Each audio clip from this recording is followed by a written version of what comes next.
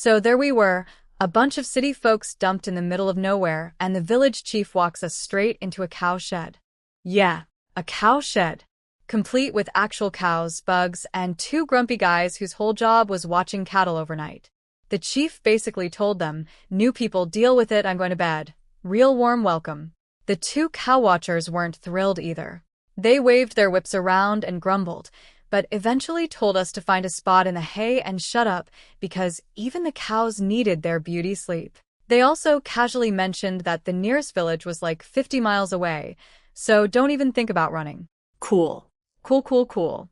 My husband Huashirian wanted to go chat up the guards, and I slipped him a pack of Dakiamin cigarettes. He looked at me like I'd just pulled a rabbit out of a hat.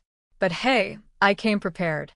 2 cigarettes later, those grumpy cow watchers were our best friends. They told us the chief would assign houses in the morning, but warned us that bribing the chief wouldn't work. Then I walked over and asked the magic question, "Does the chief have a wife?" They lit up like Christmas trees. Oh boy, did they have tea to spill. Apparently the chief's wife was the village fashionista, loved getting dolled up, always begging her husband to buy her fabric at the market.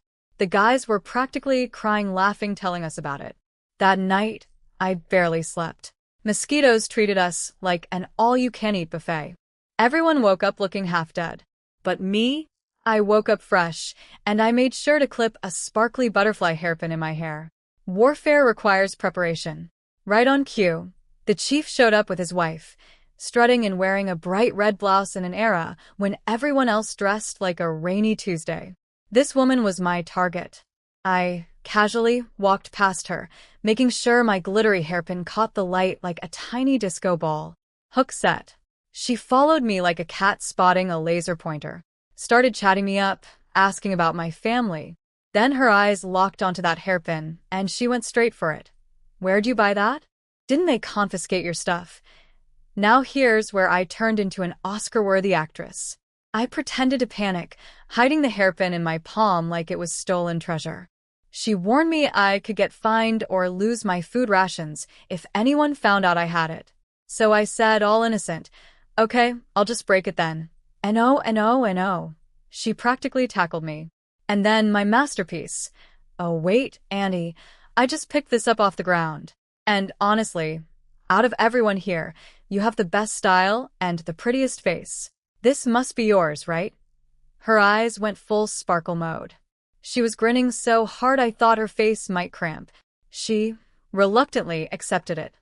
"Well, I guess I can't give it back since it'd be dangerous for you to keep it." I threw in a bonus brooch for good measure and then casually mentioned that my in-laws were old. We had a little niece to care for, and wouldn't it be lovely if the chief could maybe assign us a halfway decent house? Done. "Don't worry about a thing." She beamed, then practically skipped off to go work on her husband.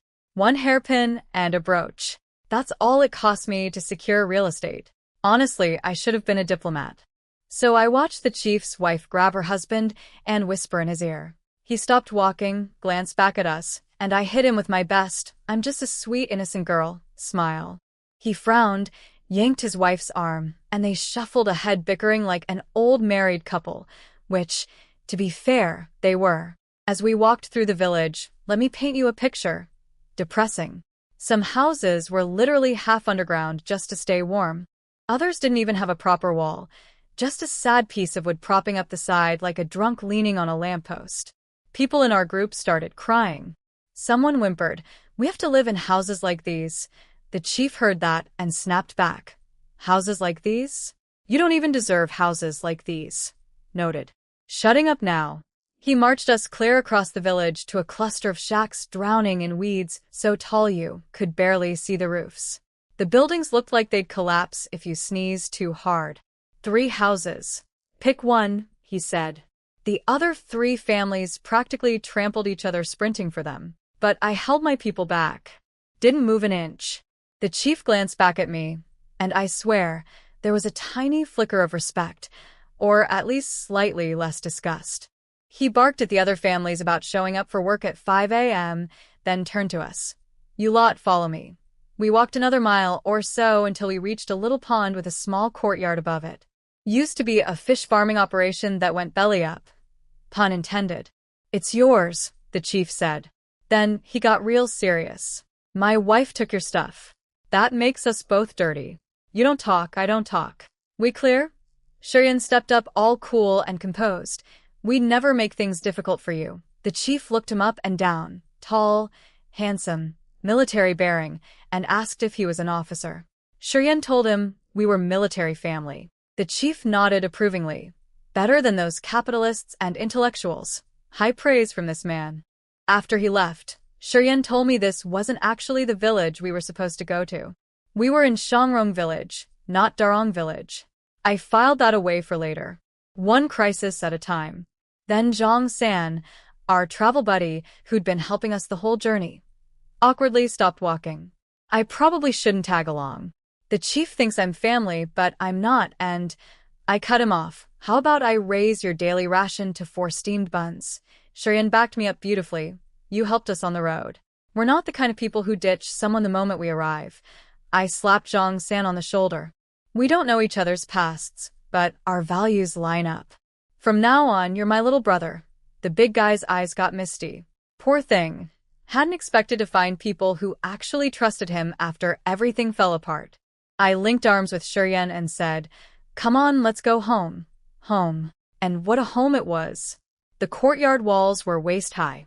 2 main rooms, 1 side room, 1 wooden shed. Objectively, way better than those weed-swallowed death traps the other families got. Subjectively, still a disaster. The windows were dangling off their frames like loose teeth. Window paper? Shredded. The door had more holes than Swiss cheese. The walls had holes too, because why not? And the best part? Both sleeping platforms had collapsed, and the stove looked like it hadn't worked since the invention of fire. The boys, Shuryen, Zhang San, and my father-in-law, immediately went into man mode. You ladies sit outside. We'll handle everything. Father-in-law shooed me out like I was a stray cat near his construction site. He built field stoves during military training, so a busted farmhouse was apparently child's play. Zhang San ran off and came back with a sickle and a flower crown he'd made for little Enine.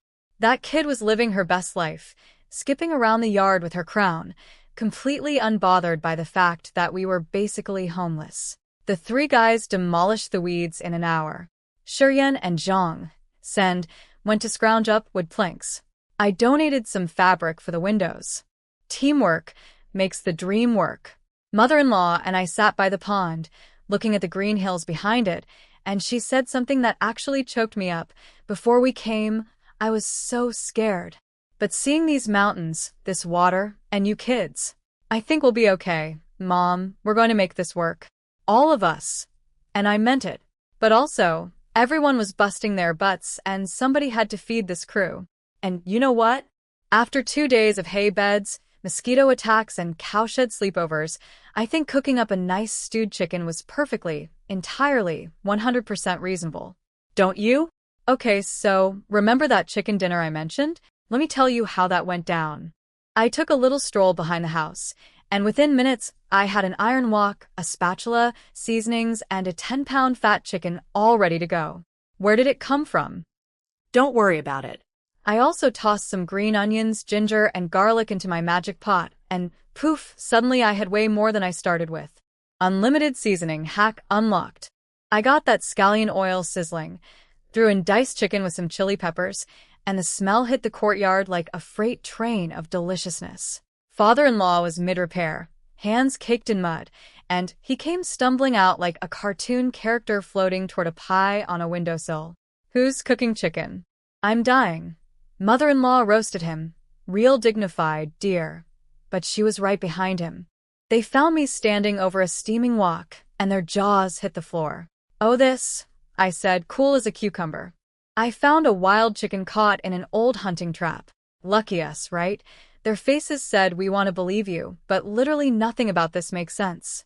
Then Shuryen and Zhang San walked in carrying wood planks, caught the smell, looked at each other, looked at me, and their eyes went full cartoon sparkle. Little Enine was the only honest one in the bunch. No questions, no logic, no suspicion. Just, Grandma, I want a big drumstick. That's my girl. We didn't have bowls or chairs, first day in a new house. Give me a break. So everyone snapped twigs, washed them in the pond, and stood around the pot eating like a pack of very happy wolves. I actually had bowls and chopsticks in let's call it my personal storage. But I figure materializing a full dinnerware set might short-circuit somebody's brain. 10 pounds of chicken. Nearly gone. These people were hungry. After that meal, everyone worked like they'd been plugged into a power outlet.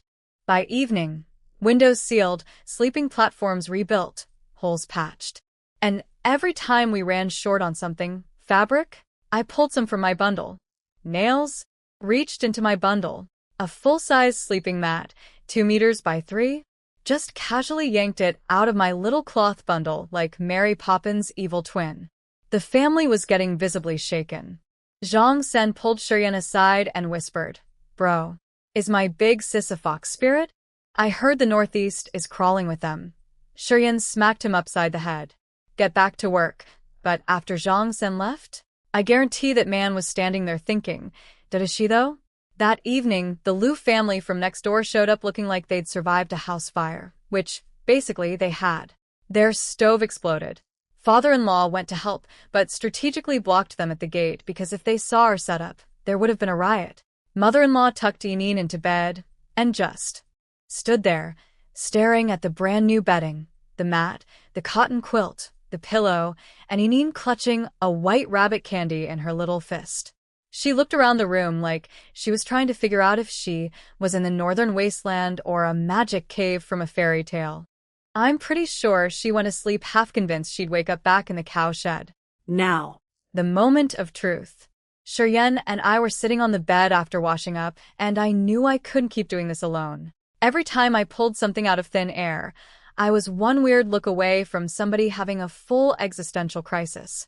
"Shiryan," I started. He beat me to it. "Wei, are you a fox spirit?" I burst out laughing. Oh, so much for the great atheist, huh? The man, this tall, handsome, military-bred, rational-minded man, sat there with his mouth open like a fish on land. I took a breath and asked, "Remember that dream I told you about?" Yes, he was sitting ramrod straight, like a soldier getting a classified briefing, which, honestly, wasn't far off. What if I told you it wasn't a dream? What if it was a past life? Silence. I started rubbing my temples, preparing for the "you need rest" speech. But instead he said, "I believe you. Whatever you tell me, I'll believe." So I pointed at the floor, flicked my finger upward, and 3 full-sized redwood chests appeared out of absolutely nowhere. His eyes went wide. He recognized them, his grandfather's antique chests, filled with his mother's dowry, the ones that had been sitting in their study back home. The ones that should have been confiscated. How? How did you? I told him everything. The past life. The second chance.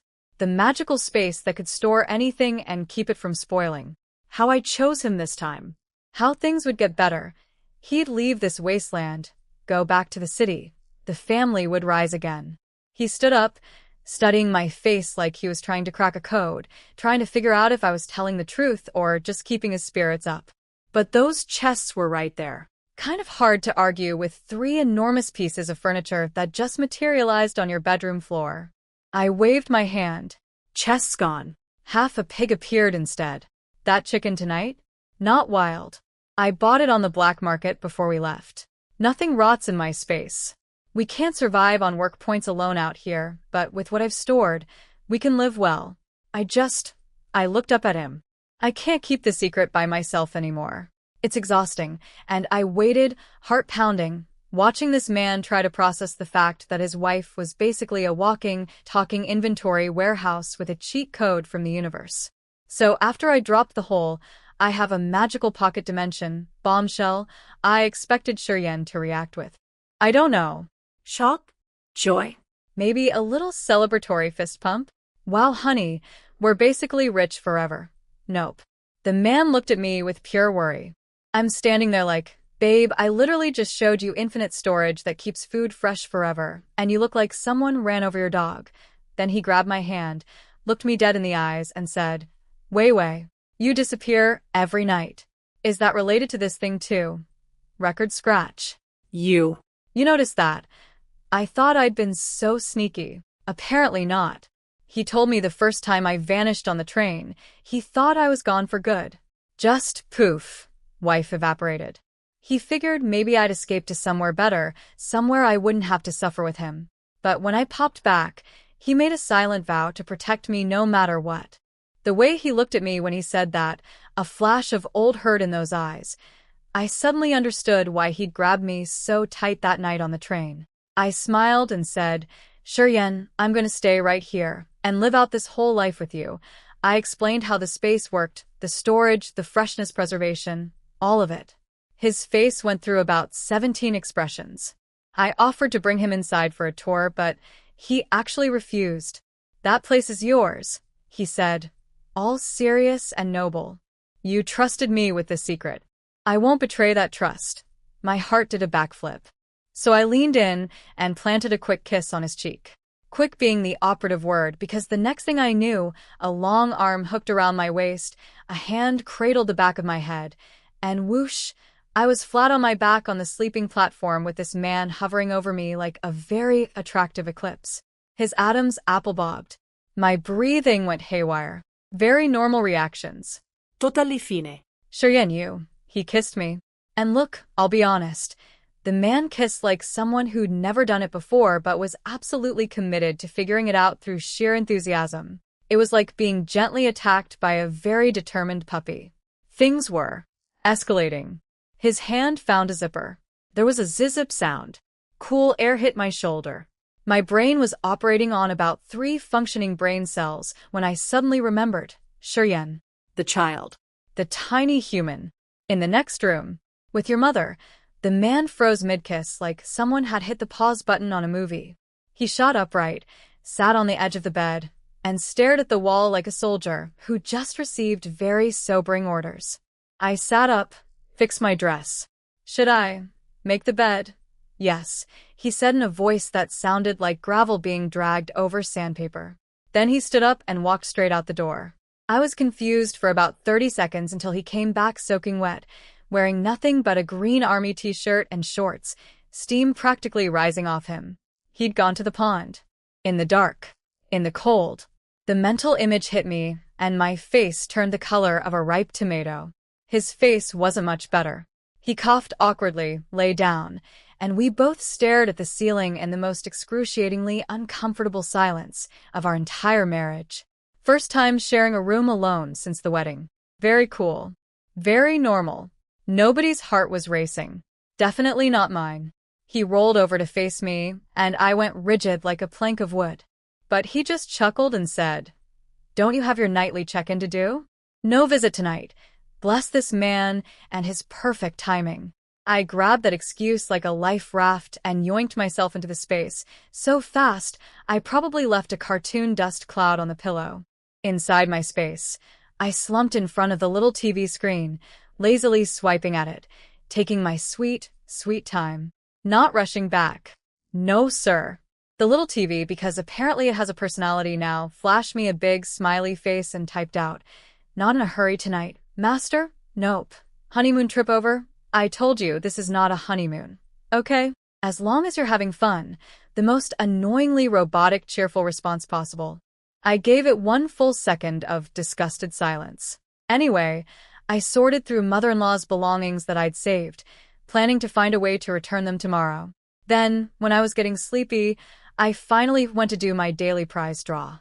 The little TV screen practically wiggled with excitement, like a neglected pet finally getting attention. It zipped to the lottery page at lightning speed. I hit start and made a little wish. Please, something useful for farming. Tools, maybe. Something practical. Hit stop. And then, clang clang crash bang, the ceiling of my space turned into a hardware store avalanche. "Are you trying to kill me?" I dove sideways as hose, sickles, shovels, and an entire OX plow came raining down like the world's most aggressive home improvement sale. Terrifying delivery method aside, this was actually perfect. We desperately needed farming tools, and the universe just dumped a whole shed's worth on my head. Careful what you wish for, I guess. You might get it at terminal velocity. I climbed out of the space with an armful of farm equipment, fully expecting Shiryen to be asleep after all that. Pond-related activity. Nope. Wide awake, staring right at me as I emerged clutching a hoe and a sickle like some kind of agricultural ninja. We locked eyes. So, he said slowly, tonight's prize. I wiped sweat off my forehead. Yep. Practical, right? He actually laughed. A real, genuine laugh. Practical. Very practical. He took the tools outside, I burrowed into the blankets, and I was unconscious in approximately 4 seconds. Next morning, the frogs and bugs started their symphony at the crack of dawn because apparently nature doesn't believe in alarm clocks with a snooze button. I dragged myself up to start breakfast. Noticed Shiryen's blanket was already folded. The man had been up for who knows how long, and walked outside just in time to see him jogging through the gate carrying little Eneen in his arms. And so began day 2 of our glamorous countryside life. So that morning started with a scare. Shiryen came rushing through the gate carrying little Eneen, and my heart dropped. Turns out she'd gotten a fever overnight. I didn't hear a thing because I was dead to the world after my whole magical farming tools nearly killing me evening.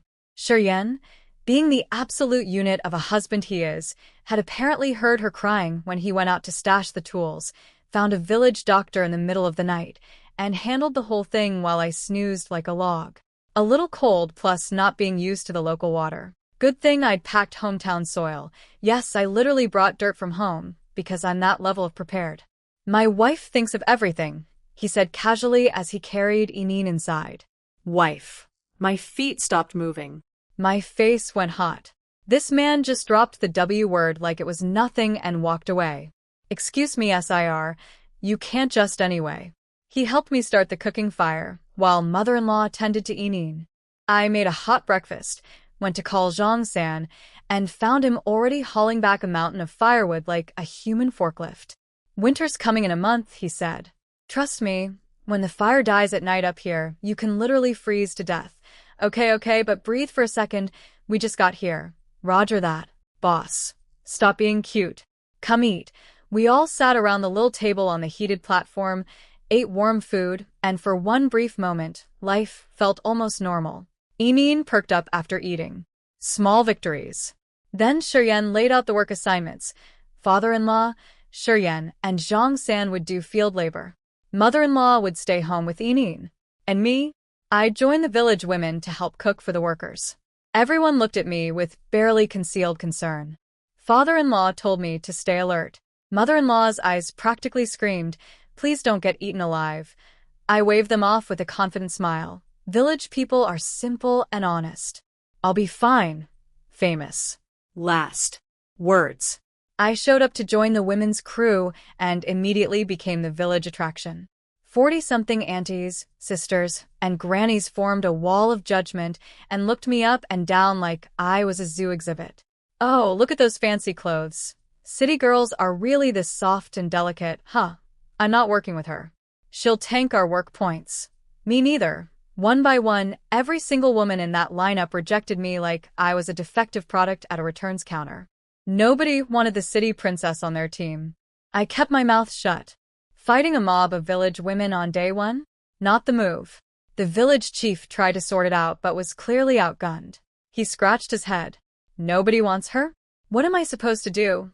Give her a solo team? Not her problem. She spent her whole life eating luxury food. She needs to learn what hard work is. The women were ruthless. The chief looked at me, visibly annoyed. Can you cook? I can learn. He stared at me. That means no. What can you do? I can learn anything. He looked like he wanted to strangle something. City princess, can't do this. Can't do that, everybody hates her. Just go home. Okay? I turned around and walked away. His eyes nearly popped out of his skull. She's actually leaving? No begging? No bargaining?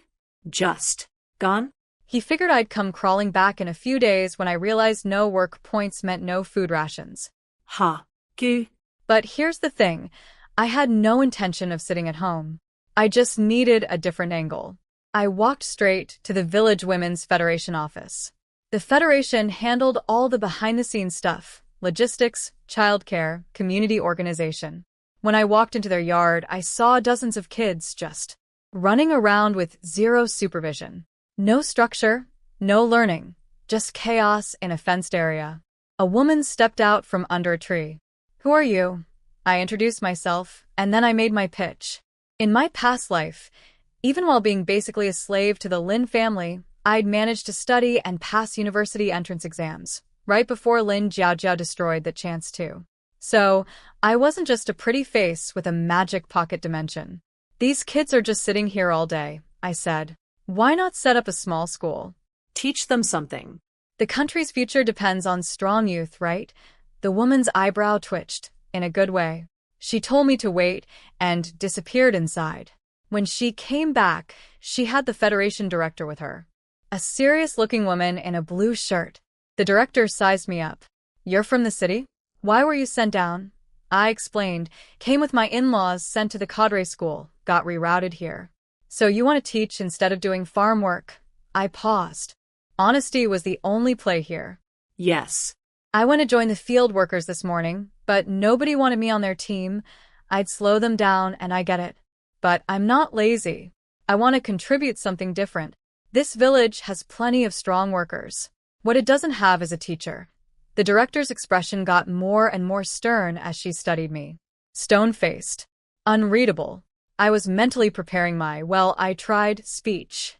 Then she turned to her colleague and said, Go tell the village chief. This girl, the Women's Federation is taking her. I blinked. Wait. Did I just get recruited? From rejected by every farm woman in the village to claimed by the Federation in under an hour. Sometimes when one door slams in your face, you just walk around the building and find a better one. I honestly did not expect the Women's Federation thing to work out so smoothly. Director Lee was stern, the kind of woman who could freeze lava with a look, but I liked her immediately. Don't look at me like that, she said. If you mess this up, I'm pulling the plug. Understood. Can I use 2 of the Federation offices as a classroom? Yes. No small talk, no warmth, no welcome aboard. Just pure, efficient, slightly terrifying professionalism. My kind of woman. She showed me 2 connected rooms with old meeting tables and long benches, too tall for kids, but functional. Then she hit me with the reality check.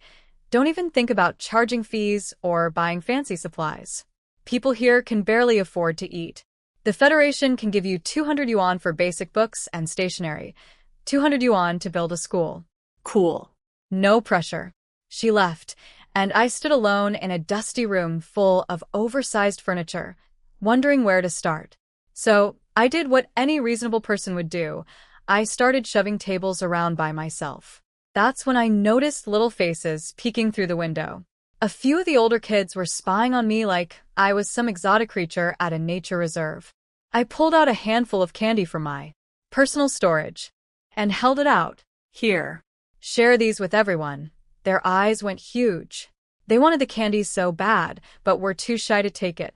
I walked over and pressed the sweets into the oldest girl's hands. Help teacher pass these out, okay? She nodded, blushing. And then the magic happened. After the candy was gone, those kids didn't leave. They shuffled inside and started helping me move furniture. No one asked them to. They just did it. Are you going to be our teacher? Can we really go to school? My heart cracked a little. But before I could answer, reality crashed in through another kid's mouth. My mom says school is pointless. Girls just get married anyway. My big sister got married at 16. My mom says boys don't need school either. When I'm bigger, I'll just work the fields. I gathered them all into the newly arranged classroom, grabbed a rag, wiped down the old blackboard that the Federation used for announcements, and wrote 6 characters. When the youth are strong, the nation is strong. Today's homework, I said. Memorize these 6 characters. Once you can recite them, you're free to go play. Their eyes lit up like I'd just invented the world's best game. One by one they memorized the phrase and bounced out into the yard, giggling. Something shifted in that room. Something small and quiet and important. What I didn't know was that Director Lee was watching from next door. One of her colleagues asked her, Are you really letting this city girl start a school? Don't you remember what happened last time someone tried? Director Lee put down her pen. What I couldn't do, maybe she can. These kids, all they see is the dirt under their feet. Maybe she can show them something different. You really believe in her that much? The director's face snapped back to its default setting, carved granite. We'll see. But if she comes to any of you for help, give it to her. Not exactly a ringing endorsement, but from Director Lee, that was practically a standing ovation. I was wrapping up for the day, about to take the kids outside for games, when a worried-looking man came barreling into the yard. Where's my Schwanzi? I didn't know who Schwanzi was or who this guy was, so I wasn't about to just hand over a child. I went and fetched Director Lee, who took one look and recognized him. Schwanzi's dad. Work isn't even over yet. Why are you here so early? My mother's sick. I need to take Schwanzi home. Director Lee frowned. Didn't your little sister just come back? Your family waited ages for her to return. How is your mother sick already? The man's face crumpled. He opened his mouth, closed it, sighed like he was carrying a mountain. It's complicated. I'd rather not say. He grabbed Schwanzi and practically ran out of the yard. The boy twisted around and waved. Bye, Teacher Lin. See you tomorrow. See you tomorrow. I waved back, watching them go. But then I noticed they weren't heading back toward our village. They were heading out. Director Lee, isn't Schwanzi from Shangrong village? No. Schwanzi's from Darong village. My blood went electric. Darong village.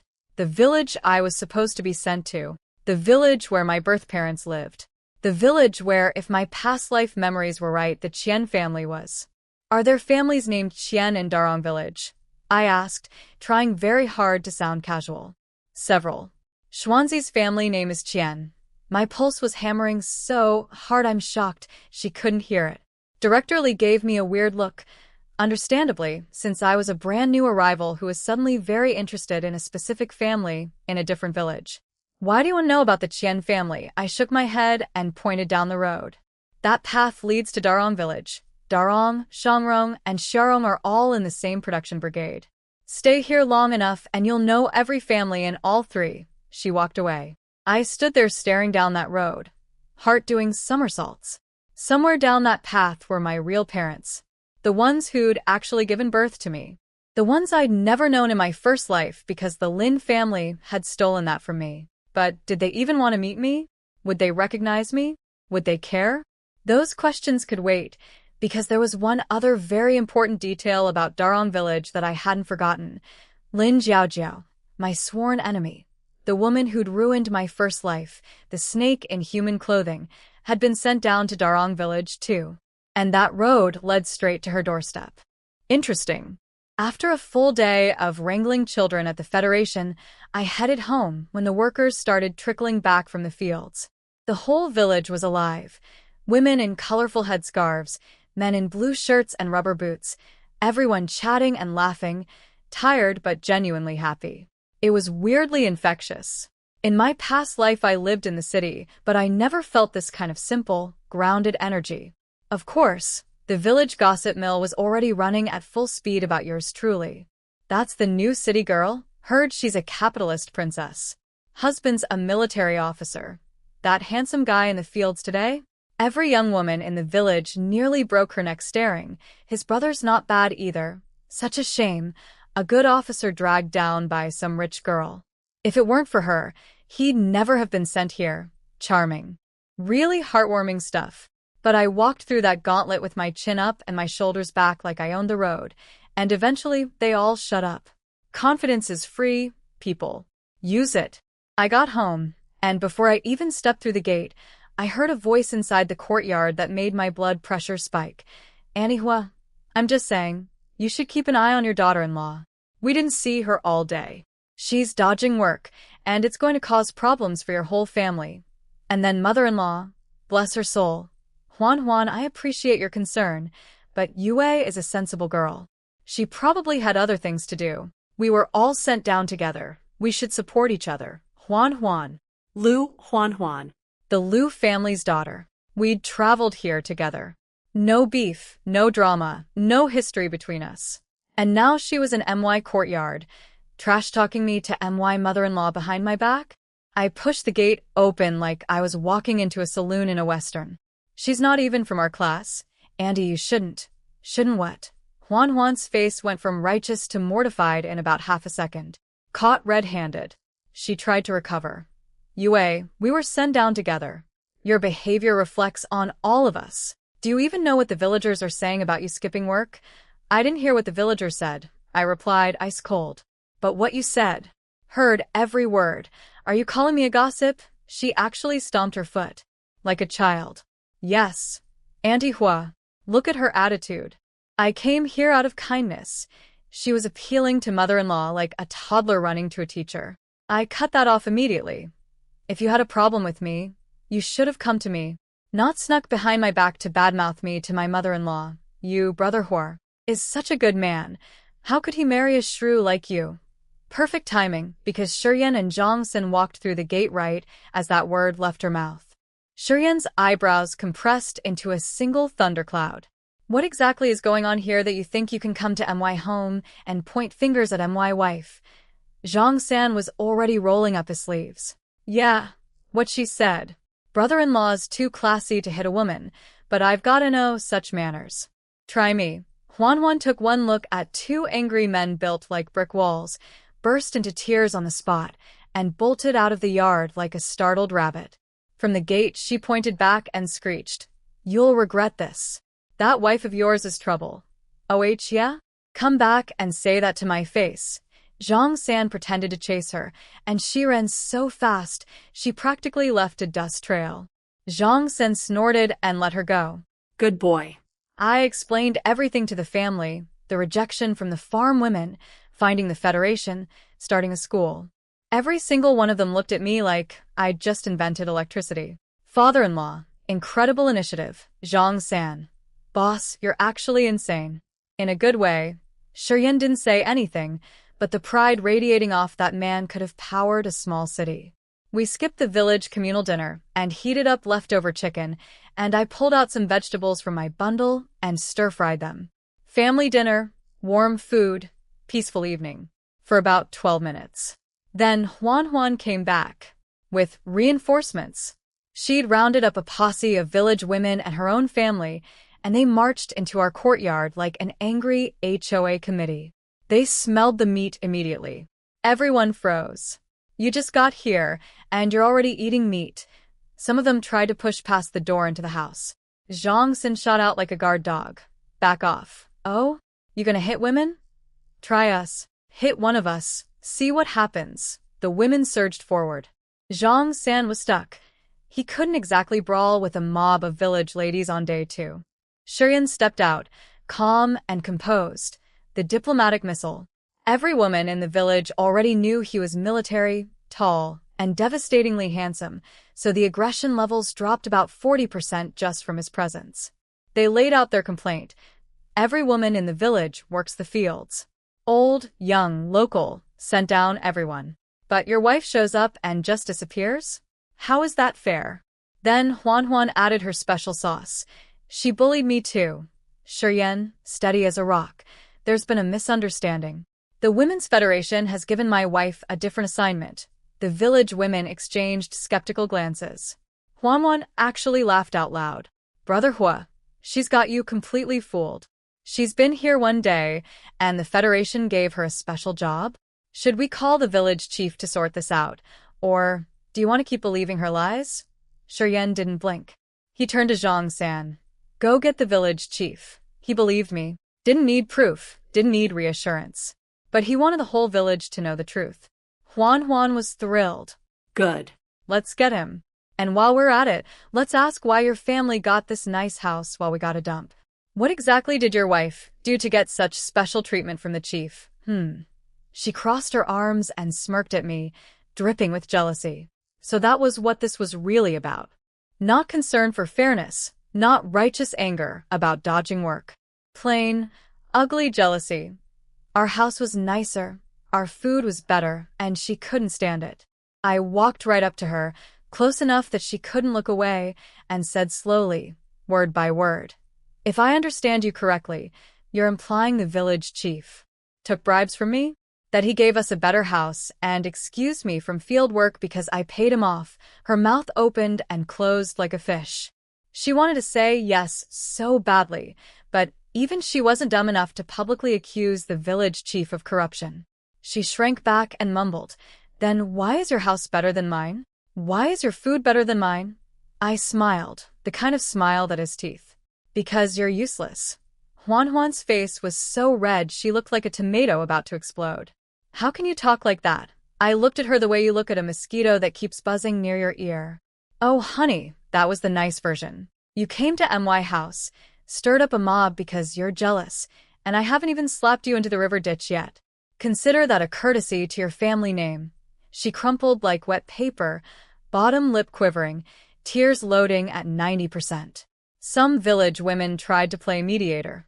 She just has questions. Just explain yourself and this all goes away.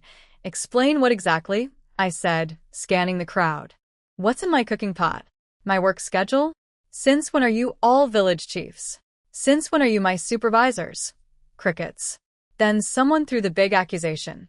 We think you stole that meat from the brigade. I actually laughed. Out loud. Oh, you want to go there? Because if we're talking theft, we don't need the village chief. We need the police. And if the brigade is supposedly missing supplies, that's a village-wide management problem. They won't just search MY house. They'll search everyone's. I let that sink in for exactly 2 seconds.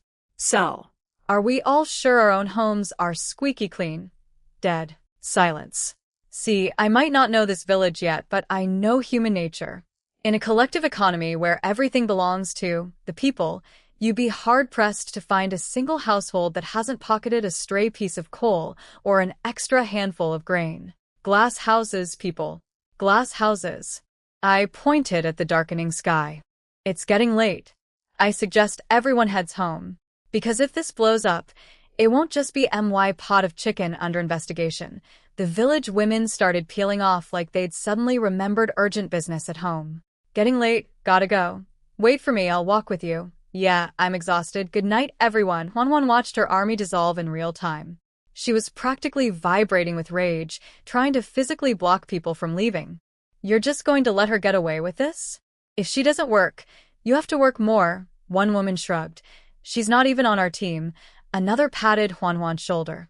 Just go home, girl. You were all sent down together. Making a scene helps nobody.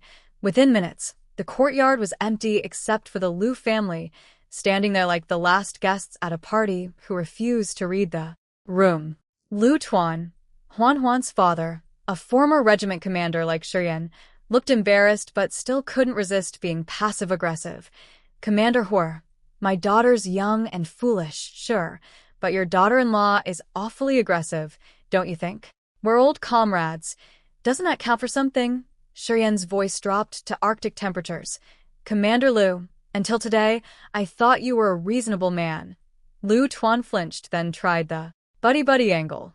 Come on, I get it. New wife, you want to protect her. But is a woman really more important than our brotherhood as soldiers? I couldn't let that slide. I turned to Liu Tuan's wife with my most concerned face. Ma'am, you might want to watch out. Apparently your husband thinks comradeship means throwing wives under the bus. Liu Tuan's wife shot him a death glare and stormed off. Beautiful. Liu Tuan raised his finger toward me, and Shiyan knocked his hand down midair. You want to talk. But point at my wife again and see what happens.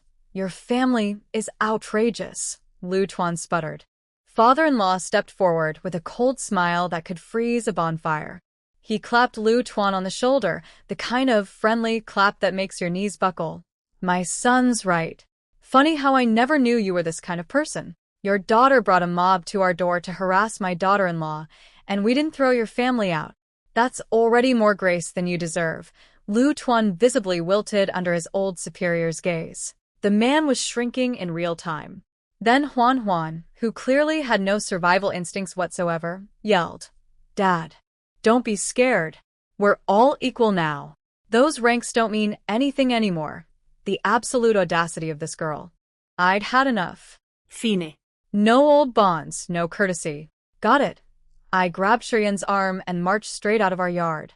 Outside the gate, Zhang San was arriving with the village chief, looking confused and slightly annoyed. What are you troublemakers doing now?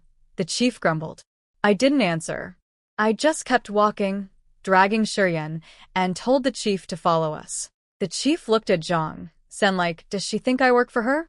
Zhang Sen shoved a cigarette in his hand and pulled him along. Just come, please. She definitely has a reason, and if something goes wrong and you weren't there. We marched straight to the Liu family's house. The Lius saw us heading that direction and started running. But they were too late. By the time they burst through their own door, Shiyan and I had already demolished the sleeping platform. The entire room was filled with dust and debris. The two of us stood in the yard, each holding a pickaxe, looking like the world's most unhinged home renovation crew. Are you insane? Lu Tuan's eyes nearly rolled out of his head. Huan jumped 3 feet in the air. You're a lunatic. You're a bandit. The village chief stood there with his cigarette dangling from his lip, completely stunned. In all his years running this village, he had never seen someone destroy another family's sleeping platform out of spite. I pointed my pickaxe at the Lius, calm as a summer breeze. You said old bonds don't matter, right? Well, that platform was built by my father-in-law. He went to your house last night and spent hours constructing it as a favor, out of old bonds. Since you've officially declared those bonds void, we're taking our work back. Seems perfectly fair to me. Lu Tuan was sputtering so hard I thought he might short-circuit. He turned to Shiyan desperate. Commander Hua, your wife is unhinged. Are you just going to stand there and let her destroy our home? Shiyan looked at the wreckage, looked at Lu Tuan, and said in the flattest voice imaginable, I helped demolish it too. Fresh platforms are easy to break. The village chief nearly choked on his cigarette smoke. The Liu family stood frozen, mouths hanging open, brains buffering. I shouldered my pickaxe and delivered the closing statement. If we don't show you we're serious, you'll keep thinking we're soft and pushable. Today's demolished platform is the interest on you coming to our house and starting trouble. Next time, I flattened the whole building. I turned to Shiyan and Zhongsan. Let's go. Home.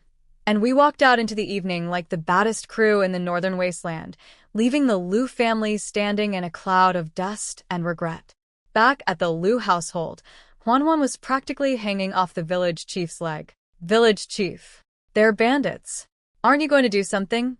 The chief picked his ear, literally, with his pinky, and after a long pause said, Did their family build that platform or not? Silence from Team Liu. He rolled his eyes. You're new here. If you can't handle someone, don't poke them. He turned to leave, but Huan, who I'm now convinced has a death wish, planted her hands on her hips and went again. You're obviously playing favorites. What did Lin Yue give you? Nice house and no field work. The chief slowly turned around. What did you just say to me? Lu Tuan yanked his daughter's arm like, please for the love of everything shut up, but Huan was on a roll. Her mother jumped in too, name-dropping her husband's military rank like it was a VIP card. The chief took a long drag on his cigarette, flicked the ash, and said casually, If I'm not mistaken, the Hor family patriarch is a division commander. And his son, barely 30, is already a regiment commander too. The Liu family went quiet so fast you could hear the wind. The chief chuckled. See? They go back to the city someday, you go back to the city someday. You really want to start a feud with people who outrank you? Think about the math. He started walking away, then stopped and pointed at Huan like he'd just remembered the cherry on top. Oh, and their daughter-in-law? Director Li from the Women's Federation handpicked her. On day 1. Director Li fought in the Resistance War, hasn't smiled since 1953, known across 10 villages as the Iron Lady. That Director Li looked at this girl and said, I want her. She's starting a school. Teaching kids. You got a problem with that? Take it up with the Iron Lady. Huan's eyes went so wide they almost fell out. She's starting a school. The chief didn't even look back. Gone. How is that fair? Huan stomped and cried. Her parents looked like they'd swallowed broken glass. Lu Tuan punched the wall in frustration, which sent a shower of dirt directly onto his own face. His wife surveyed the demolished sleeping platform, the dusty wreckage, and their generally catastrophic life situation, and I imagine she seriously questioned every decision that had led her to this moment. Meanwhile, back at Casa Hua, vibes were immaculate. Zhongsan was walking beside me like a devoted disciple who just witnessed his master perform a miracle. Boss. How did you even think of demolishing their platform? Your reputation is going to be legendary. Nobody in this village will ever mess with us again. I shrugged. There's a saying, the soft fear the tough fear the crazy, and the crazy fear the ones who don't care if they die. Huan was going to keep coming for us unless we made it absolutely clear that poking this family comes with consequences. Brilliant. Boss, from now on, me and brother-in-law are under your protection. Zhang Xin gave me a double thumbs up. Then Shiyan gently shoved him aside and said to me, all serious. No. We protect you. Zhang Xin gagged theatrically and sprinted home yelling about how he couldn't handle the sweetness. That left just me and Shiyan, walking side by side down a country road bathed in golden sunset light. Honestly, pretty romantic for two people who just committed property destruction. How was work today? I asked. Fine. Easier than military training, actually. Shiyan, do you know why your family was sent down? He looked at me, eyes sharpening. No, something about the whole situation felt off to me. But I let it go for now. Well, life here isn't so bad. This land is incredible. Millions of acres of rich black soil. Once harvests improve, we'll be eating well. We'll make it work. He nodded and quietly took my hand. Then, Wei, I found out something today. What? He stopped walking and looked at me. I found her birth parents' address. My heart skipped. Really? Our two villages are in the same commune. I asked around. A family with a daughter raised in the city isn't exactly common. I started walking again, mind racing. He caught up, concerned. What's wrong? Lin Jiaojiao got sent to Darong village too. She has nothing, no money, no resources. She'll absolutely show up at the Qian family's doorstep. Shiyan, whether my birth parents want to see me or not, I need to go there tomorrow. I'll go with you. Deal. That night I was too excited to sleep.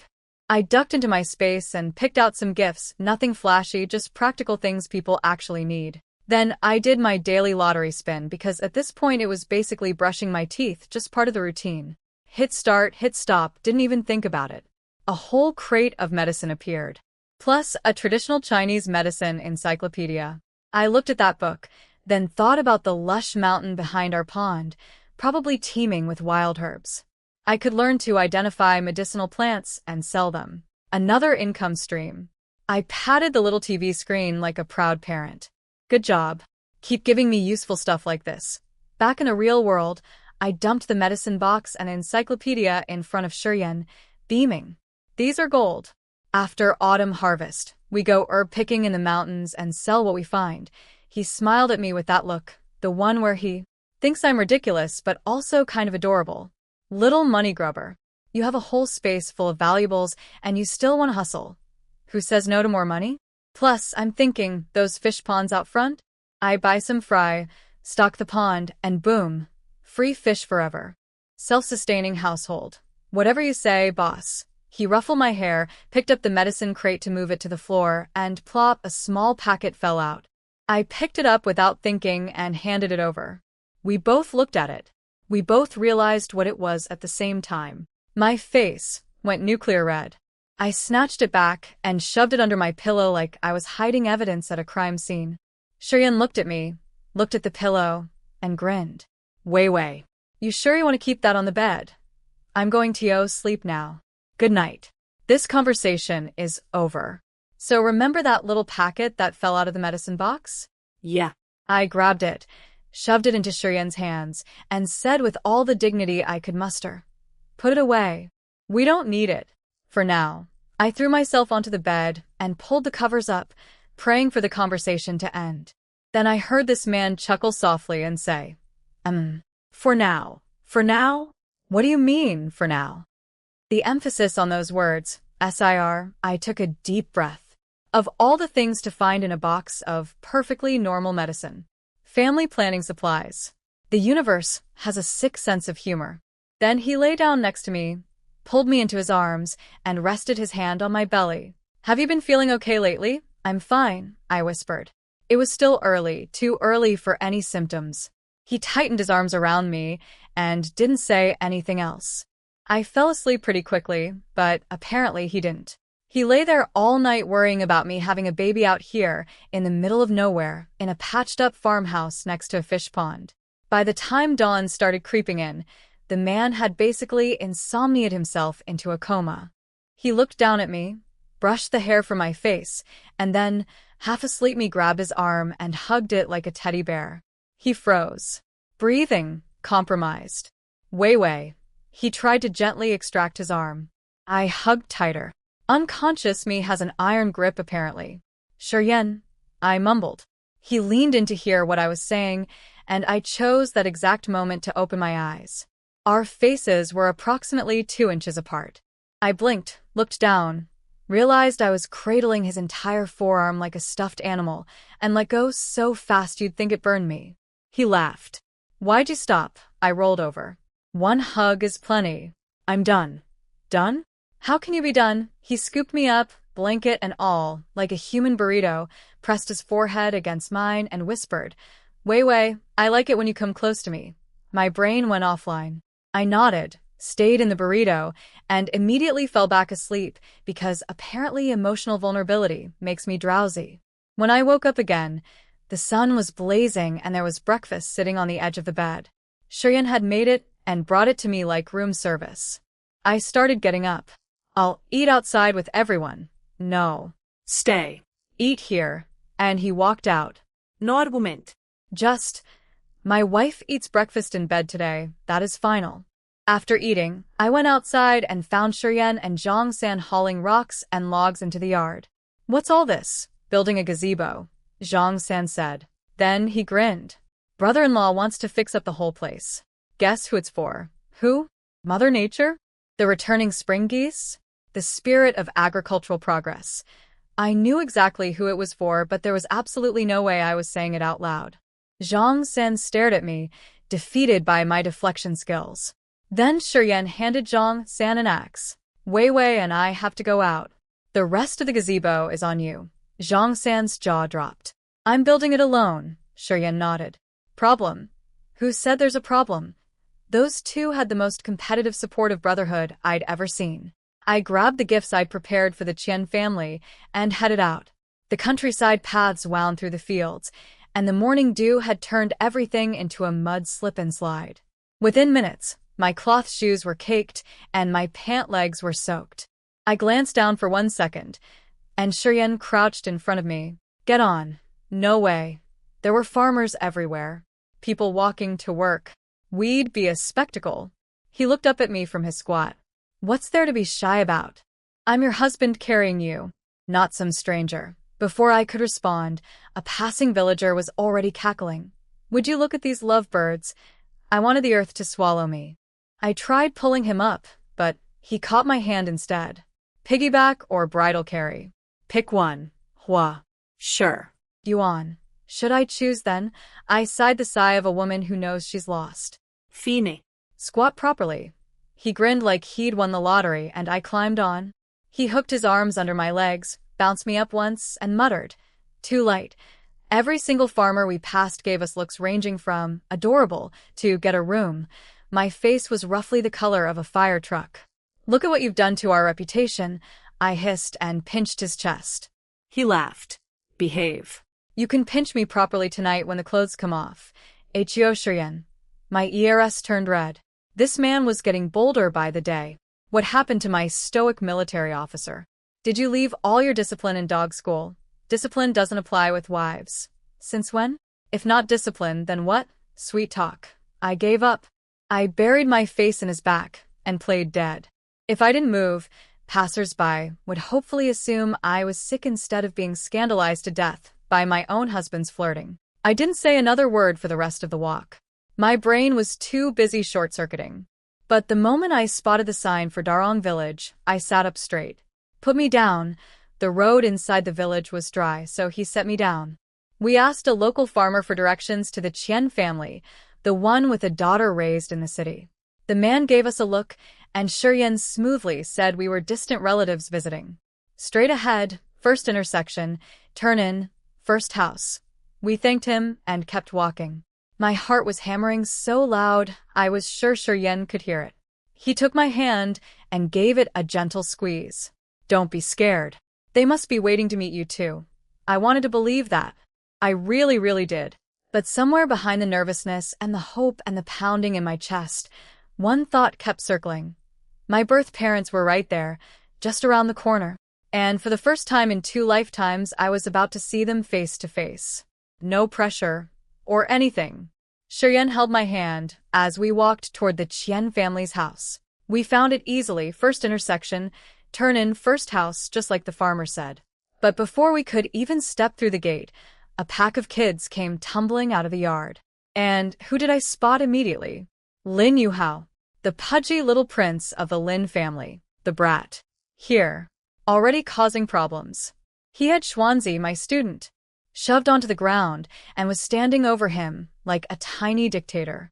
Country bumpkin, your grandma gave this to me. Your family's job is to suck up to my family and hand over the good stuff.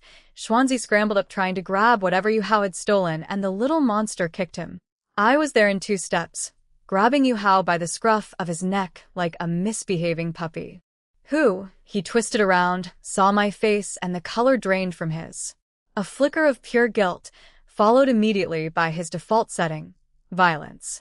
He tried to shove me. I shoved him first. You really are a menace everywhere you go, aren't you? I turned to help Xuanzi up. The kid looked at me with those big eyes, completely surprised. Teacher? Are you here for a home visit? This is your house, he nodded. My heart did a little flip. I was standing at my birth family's front door, and I'd gotten here by following my own student. The universe has a weird sense of humor.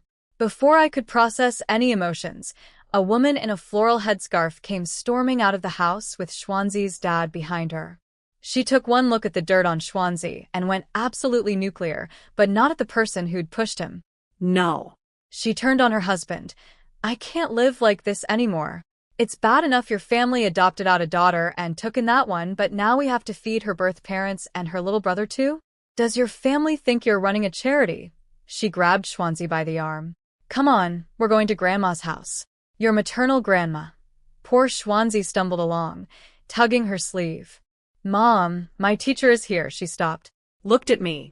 Noticed the gifts in my hands. Her expression softened approximately 12%. Whatever you need, talk to his father or his grandmother. They make all the decisions in this family. She shot her husband another death glare and tried to leave.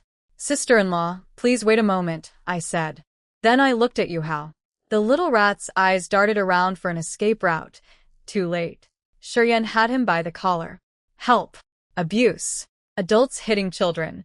Yuhao started screaming and kicking at Shiryen like a feral cat. Shiryen, a trained military officer who could probably bench press a cow, tolerated this for about 5 seconds before sweeping Yuhao's legs out and pinning him with a knee on his back. Want to stuff a handful of mud in your mouth? Hua Shiryen you. HM? Yuhao shut up real fast. The kid knew the math. In the Lin household, he was a prince. Out here, he was a loudmouth 10-year-old pinned under a very unamused soldier. Apparently, the Lin family's master plan was to squeeze as many freebies out of the Qian family as possible before I showed up. They'd managed exactly 2 meals before I crashed the party. Timing is everything. Xuanzi's dad was confused by all of this. Teacher, why do you know this kid?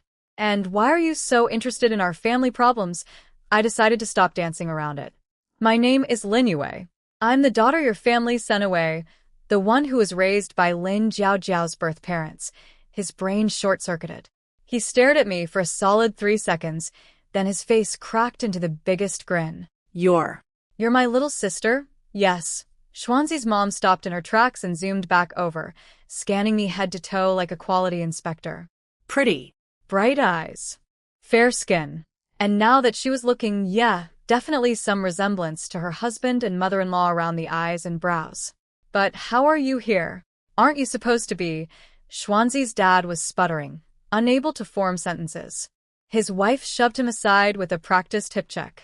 Lin Jiaojiao came home yesterday and told us you married a military officer in the city, that you despise your poor birth family, that ever since Jiaojiao was brought back to the Lin family, you've been nothing but resentful, and that you beat and bully Jiaojiao constantly. She said all this while watching me like a hawk, clearly testing whether I'd explode, confirming whether Jiaojiao's story held up. I could read her perfectly. This woman was calculating. She'd been dealing with the leech squad, Jiaojiao plus her birth parents plus Yuhao, eating her family out of house and home, and the last thing she needed was the returning, real sister-in-law being equally terrible. I understood. I wasn't offended. I just didn't engage with it. Instead, I asked Xuanzi's dad, "Can I go inside and see?" Xuanzi's grandmother? I couldn't bring myself to say, "Mom, not yet." That word felt too big, too heavy for first meeting. "Of course. Follow me." He pushed open the gate to a small, tidy courtyard. Clean, organized, clearly a family that took pride in their home despite having very little. 3 sons, 2 already married, all crammed into one modest house. He opened the front door. Standard northeastern layout, kitchen in the middle, bedrooms on either side. He led me to the east room. A dark-skinned woman lay on the bed with a damp cloth on her forehead. She heard footsteps, coughed twice, and turned her head. "Eldest son, whose girl is this, Ma?" "Look closer." His voice was shaking. Our eyes met, and my nose stung instantly. In my entire past life, all those miserable years, I never once saw this woman's face. Never knew what my real mother looked like. Never got to stand in this room. I took one step forward. The woman gasped, grabbed her son's arm, and cried, "Son, is that your sister? Son, am I dying? Is this one of those final visions before you go? Am I dreaming?" And honestly, standing there looking at the woman who gave birth to me, watching her convince herself she must be hallucinating because her lost daughter was finally home, I wasn't far from crying either. But I held it together. Mostly. Barely. By a thread. "Ma, you're not dreaming. You're not dying. Your daughter is really here." Big brother Qian, Xuanzi's dad, whose name I now learned was Qian Taijun, was holding his mother up, eyes red and watery. But Mama Qian wasn't buying it. Her voice cracked. "You're lying. You know your little sister is the hole in my heart, so you found some random pretty girl to trick me. My daughter is living the good life in the city. Why would she come back to this dump?" She closed her eyes and tried to lie back down. Hopelessness in human form. I stepped forward and set my gifts on the bed. I was sent down with Lin Jiaojiao. "I'm here." She froze. Looked at the gifts. Looked at me. Really looked at me this time. I could see the gears turning. This girl has big double-lidded eyes like mine. High nose bridge. Small mouth. She looks like me when I was young, except she's actually still pretty, while I've been farming for 30 years and look like beef jerky. But she still couldn't believe it. She reached out a trembling hand toward me. I stepped closer. "You look like me when I was young," she whispered. "But much more beautiful." Girl. "Are you really my daughter?" My eyes stung. I nodded. "Lin Jiaojiao knows exactly that I came back. I'm living in Shangrong village now." Mama Qian went quiet. I could practically see the math happening behind her eyes. If I was really here, then everything Jiaojiao told them was. I stepped back. Because here's the thing, if they chose to believe Jiaojiao over me, then this would be my last visit. Period. I wasn't going to beg anyone to love me. Did that in my first life. Never again. "Did Jiaojiao come by today?" Mama Qian asked Taijun. He scowled. Yeah. "First thing this morning. Took a bowl of millet and 10 pounds of potatoes. That leech. The woman's been here one day, and she's already draining the pantry." Mama Qian patted the edge of the bed. "Sit down, child." I didn't move. "I want to know what Lin Jiaojiao told you about me." Taijun tried the diplomatic route. "Sis, is there maybe just a misunderstanding between you two?" I shook my head. No sugar ko ating. "It's not a misunderstanding. It's hatred." That got their attention. Both of them looked like I'd just flipped the table. "Child, please sit down," Mama Qian said, voice urgent now. She wasn't stupid. She was a country woman, but she could see that 2 girls were telling completely opposite stories, and one of them was lying. And if I really was her biological daughter, then everything Jiaojiao said about me refusing to acknowledge my poor birth family, living it up in the city, looking down on them, all of it was garbage. Taijun tried to puzzle it out. "Sis, after Jiaojiao went back to the Lin family, did they start treating you badly?" "Close, big brother. But so much worse than you think." I told them. Not the past life stuff, obviously, but the real story, how the Lin family treated me after Jiaojiao returned, how she manipulated everyone, how they used me. I kept my voice flat. No tears, no drama. Just facts. I wanted to see if they'd believe me on the evidence alone. Mama Qian's eyes got wider and wider as I spoke. Tears started streaming down her face like a faucet someone forgot to turn off. Tiejuan's fists clenched at his sides. Ma, he said quietly, little sister suffered a lot in that family. Mama Qian swung her legs off the bed and shoved her feet into her shoes, grabbing my hand with a grip that could bend steel. I was grateful to the Lin family for raising my daughter for 18 years. That's the only reason I let them into this house when they showed up broke and hungry. I squeezed food from my own family's mouths to feed them. And this is how they treated my child. She started dragging me toward the door. I'm going over there right now to get answers. I pulled her back. You believe me? She stopped, turned around, and said the words I'd waited 2 lifetimes to hear. Child, you traveled 1,000 miles to come back to me. What reason would I have not to believe you? Exactly, Taijun added. You didn't come all this way to lie to us. From now on, Big Brother's got your back. Nobody's touching you. Something in my chest that had been wound tight for years finally loosened. Just a little. Just enough. The door opened and Shiyan walked in with sister-in-law Fang Hui. Mama Qian took one look at Shiyan, tall, handsome, military-bearing, and her face bloomed into a smile before I even introduced him. This is my husband. Good children, you're all good children. She beamed, looking back and forth between us like she'd won the lottery twice. Shiyan, ever the gentleman, bowed slightly. Mother-in-law, Wei Wei went through so much to find you. I'm ashamed that she had to be sent down right after marrying me. I started to protest. Shiyan, don't. But Mama Qian cut in, already on Team Shiyan forever. At least you ended up here, and not somewhere far away. As long as this family has food, you two will never go hungry. Taijun puffed up his chest. Little sis, brother-in-law. Maybe I can't protect you everywhere. But in this county, Big Brother's got you covered. And that's when sister-in-law Fang Hui, who'd been simmering in the corner like a pressure cooker, finally blew. Oh, please. Yesterday you were protecting the fake sister. Today you're protecting the real sister. Tomorrow, what? Another one falls out of the sky? Meanwhile, your wife and son are eating tree bark and chaff. But sure, keep collecting sisters. Taijun made the fatal mistake of telling her to be quiet. She punched his arm so hard I heard the impact. Qian Tiejuan, have you lost your mind? You dare shush me? Tomorrow you gonna slap me? Take a good look in the mirror and count how many sisters you can actually afford to feed because your own son is starving. She spat on the ground and stormed out. Taijun stood there, face red as a beet, looking at his mother, looking at me, deeply regretting every life choice. I felt for the guy. Go after her, I said gently. Check on sister-in-law. Mama Qian sighed. Go quick. If she makes it to her mother's house, you're done for, he bolted. Mama Qian patted my hand. Don't mind your sister-in-law. Sharp tongue, soft heart. She's not a bad person. I shook my head. She's right, actually. When you're married, your own little family's survival comes before the big family's generosity. She hasn't done anything wrong. Mama Qian nodded slowly at that, her back curving with the weight of everything.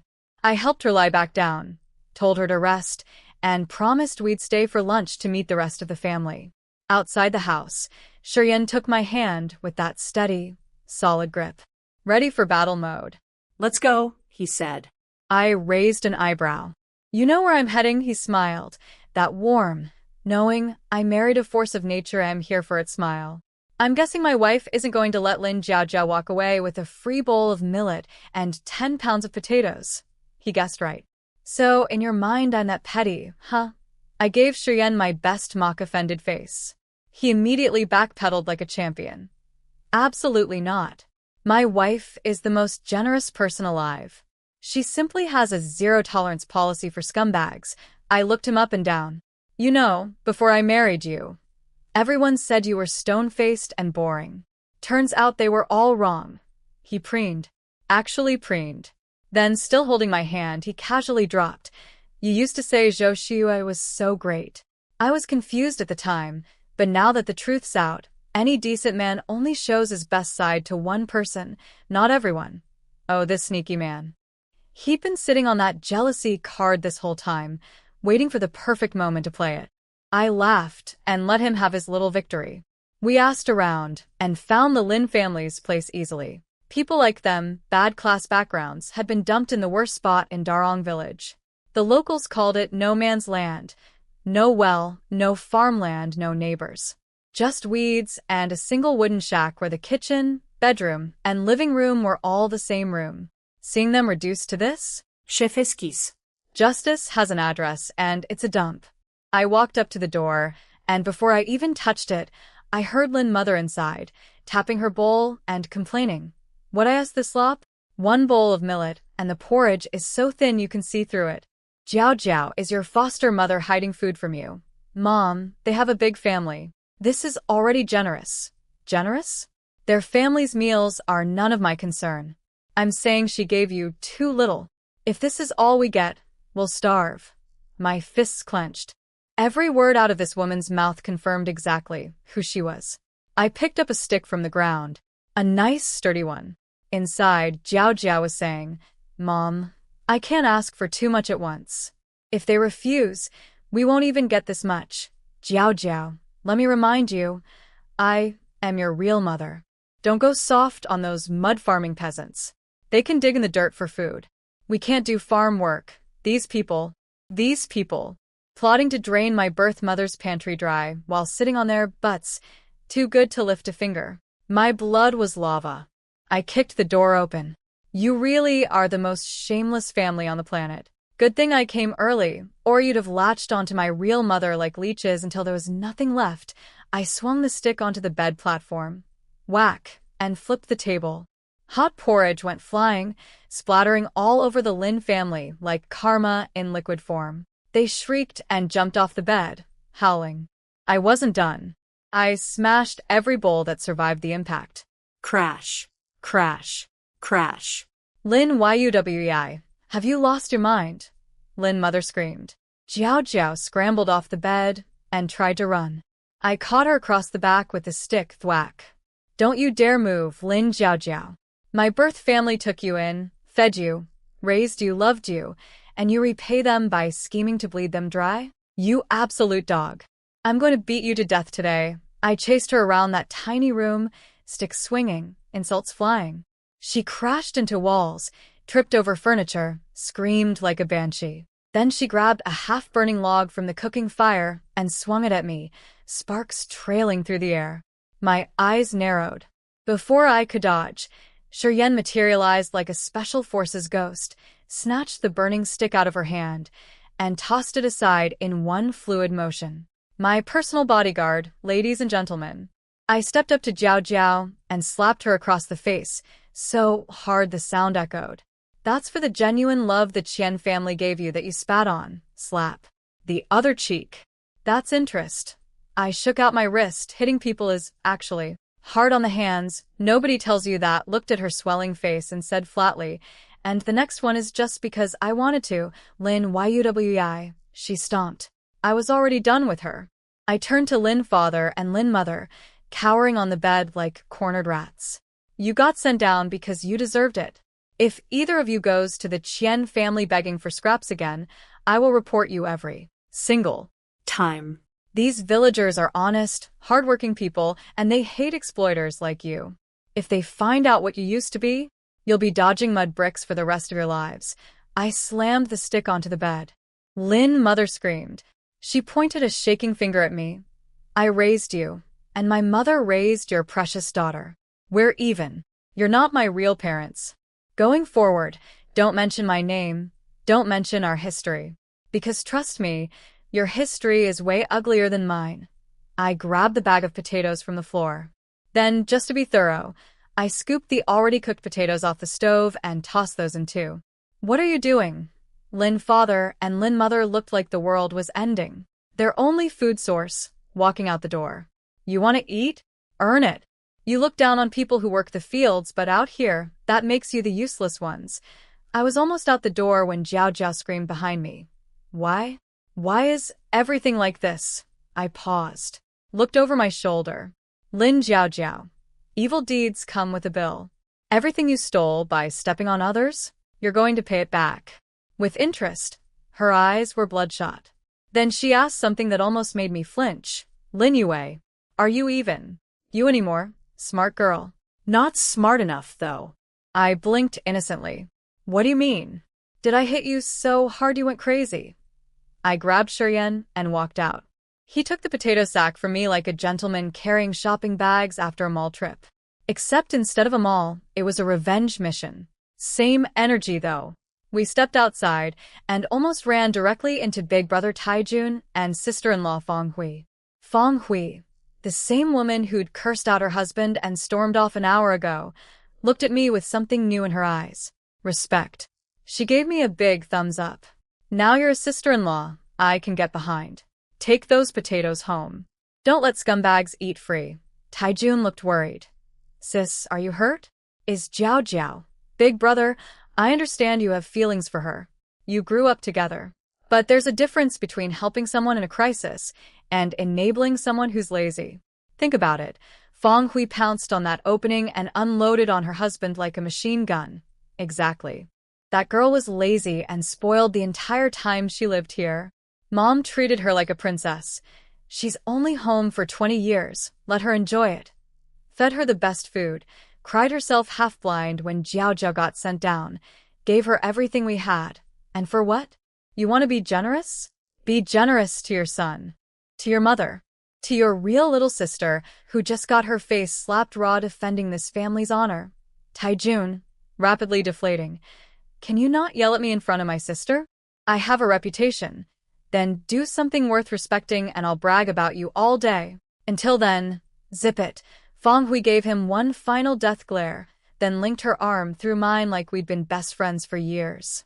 Little sister, I like you. You've got more backbone than every Qian in this family combined. You know what? I think sister-in-law Fong Hui and I are going to get along just fine. Sister-in-law Fong Hui linked arms with me and laid down the law. Mom says you're staying for lunch. I'm under strict orders to make sure you don't escape. Your big brother's going to fetch your dad, second brother, second sister-in-law, and little brother from the fields. I actually brought some vegetables, I said. Figúrate de mo. Girl, this is your home. Come back anytime. I liked this woman more by the minute.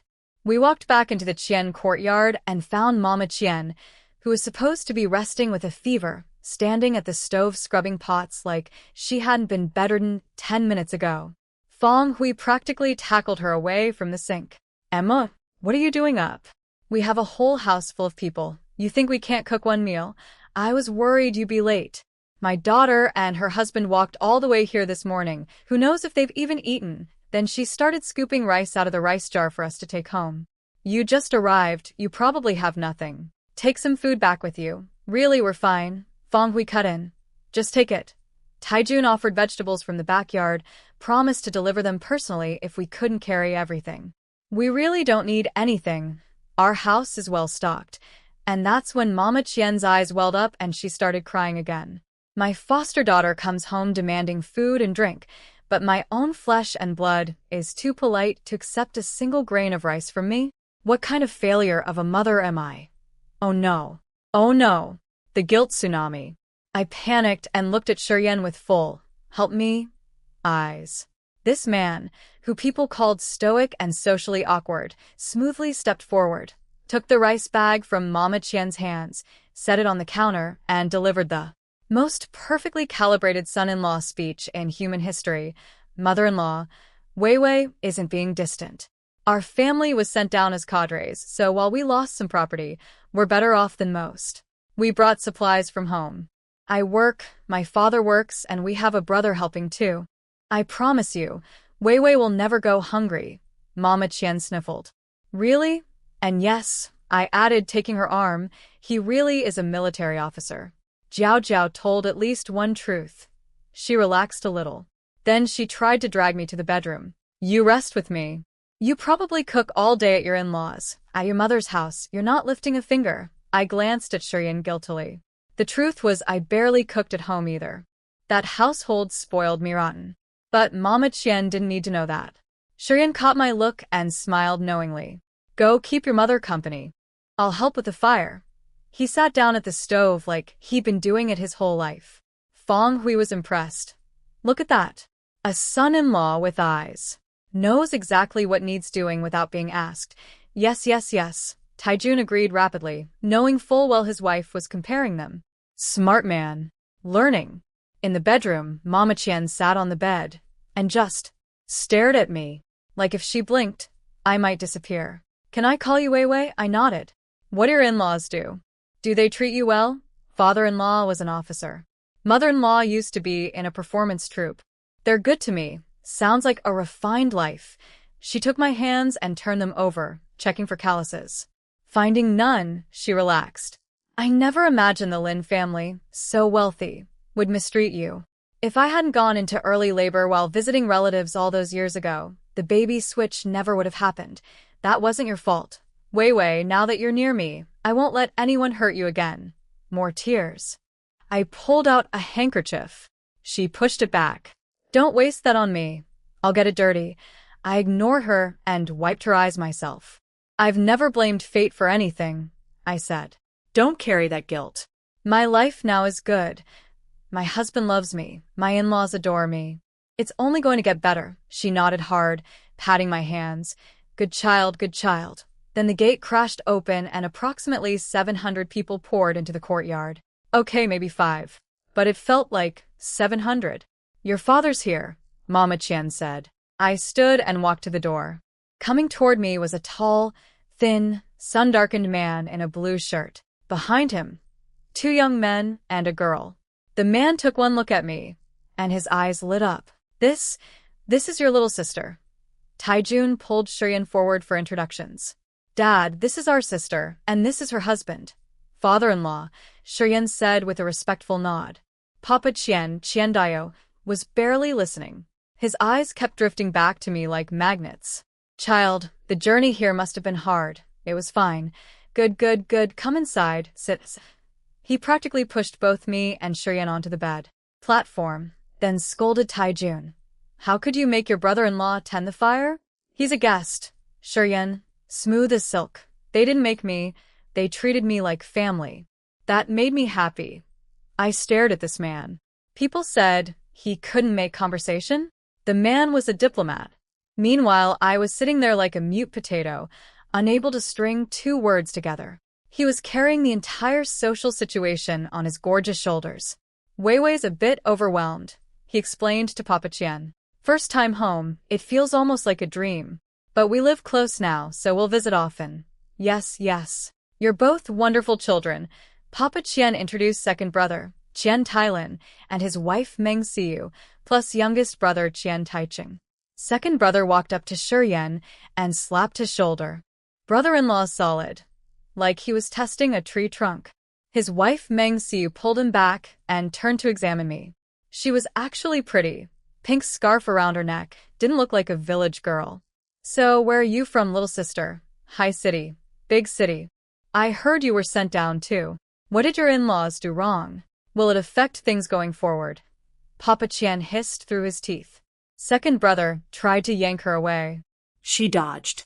Don't be offended, little sister. You're clearly educated people. I'm just curious. Jiao Jiao left years ago, so you must have known our address. Why no letters all this time? Why only show up now, right when you've been sent down? The implication was clear. Are you here because you love us, or because you need us? Shut your mouth. Papa Qian stomped his foot and told second brother to remove his wife immediately. Second brother reached for her. She sidestepped him like a matador dodging a bull. Dad, I have a right to ask. Now we've got 2 sisters-in-law showing up, and our family barely has enough food as it is. I need to know which ones are worth feeding. Mama Qian erupted off the bed like a volcano. How dare you? Your father and I are still alive. Which daughter I feed is my business, and it is not Your call. So, to summarize my first family reunion, 1 crying mother, 1 beaming father, 1 loyal big brother, 1 ride-or-die first sister-in-law, 1 suspiciously nosy second sister-in-law, and a partridge in a pear tree. Welcome to the Qian family. Never a dull moment. So second sister-in-law Meng Xiu was not done. She planted her hands on her hips and stared down Mama Qian like a prosecutor delivering closing arguments. I'm married into this family. Can I even ask a question? If she hadn't been sent down, Would she have ever looked at us poor people? You all forgot everything Jiao Jiao said, didn't you? Papa Qian's blood pressure was visibly rising. Second son. Control your wife. Second brother Tylan stepped forward and gave Siyu a gentle tug. She immediately burst into tears like someone hit the sprinkler system. Your whole family bullies me. I'm married across the country for you. The foster daughter is your precious gem. The birth daughter is even more protected. What am I, furniture? Tylan, to his credit, kept his voice calm. Honey, it's little sister's first day home. Can we talk about this later? Siyu jabbed her finger at his nose. I'm from the city too. I only married you because you promised to be good to me. Clearly, I was blind. The foster daughter shows up with her whole birth family, wanting free meals. The real daughter appears the second she's in trouble. I know exactly what they're after. She turned and looked at me with a smug, I see right through you expression. I kept my face neutral. Every family has its drama. I didn't want to add fuel to this particular dumpster fire. Shut up. If you don't want to be here, leave. Mama Qian grabbed the feather duster and tried to climb off the bed like a warrior going to battle. I moved to block her, but Siyu grabbed my arm instead. Don't play the saint. Let her hit me. Better yet, let her kill the baby in my belly too. She stuck out her stomach. Oh. She was pregnant, playing the pregnancy card in the middle of a family brawl. This woman was operating on a whole different level of domestic warfare. Shuryan pulled me into his arms immediately. His face went dark, full protective mode activated. You ungrateful woman, if our second son hadn't found you, you'd have starved to death on a field ridge. Everyone in this family has treated you well. Papa Qian was practically vibrating. Fong Hui leaned against the doorframe, arms crossed. She's right, you know.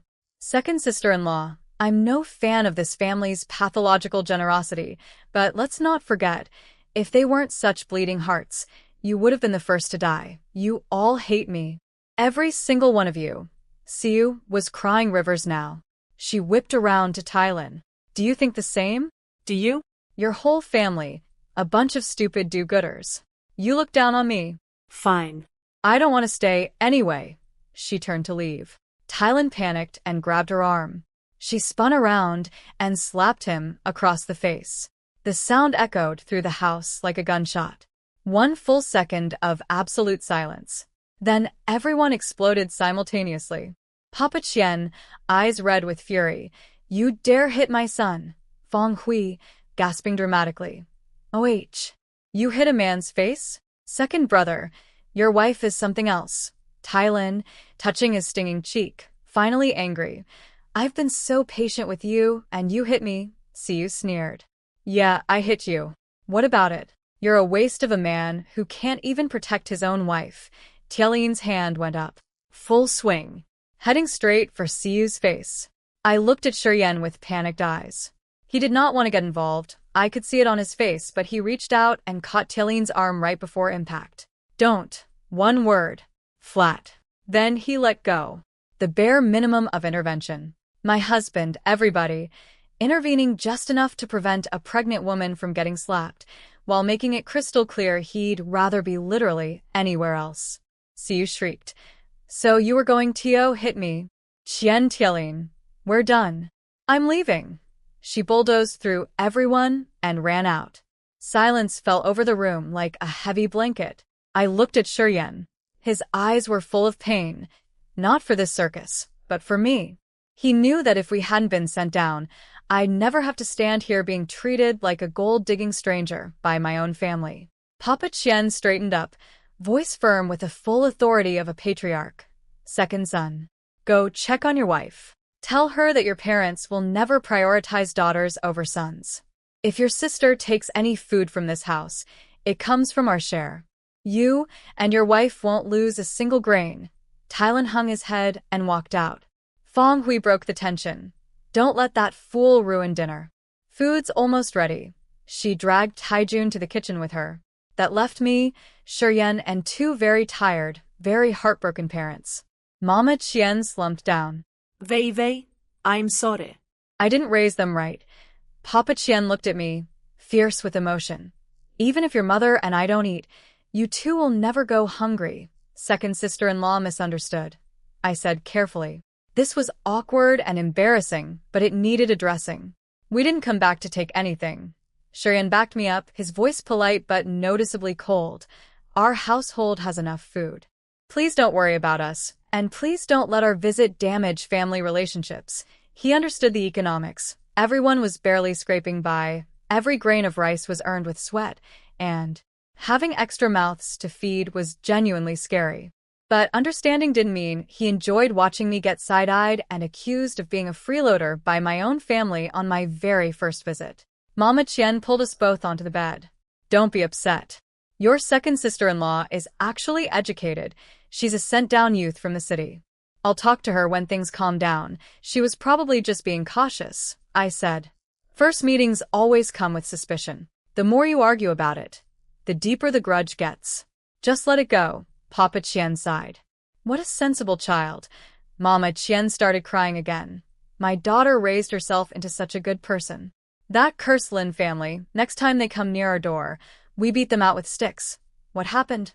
Papa Qian asked, confused. Mama Qian told him everything about how the Lins treated me.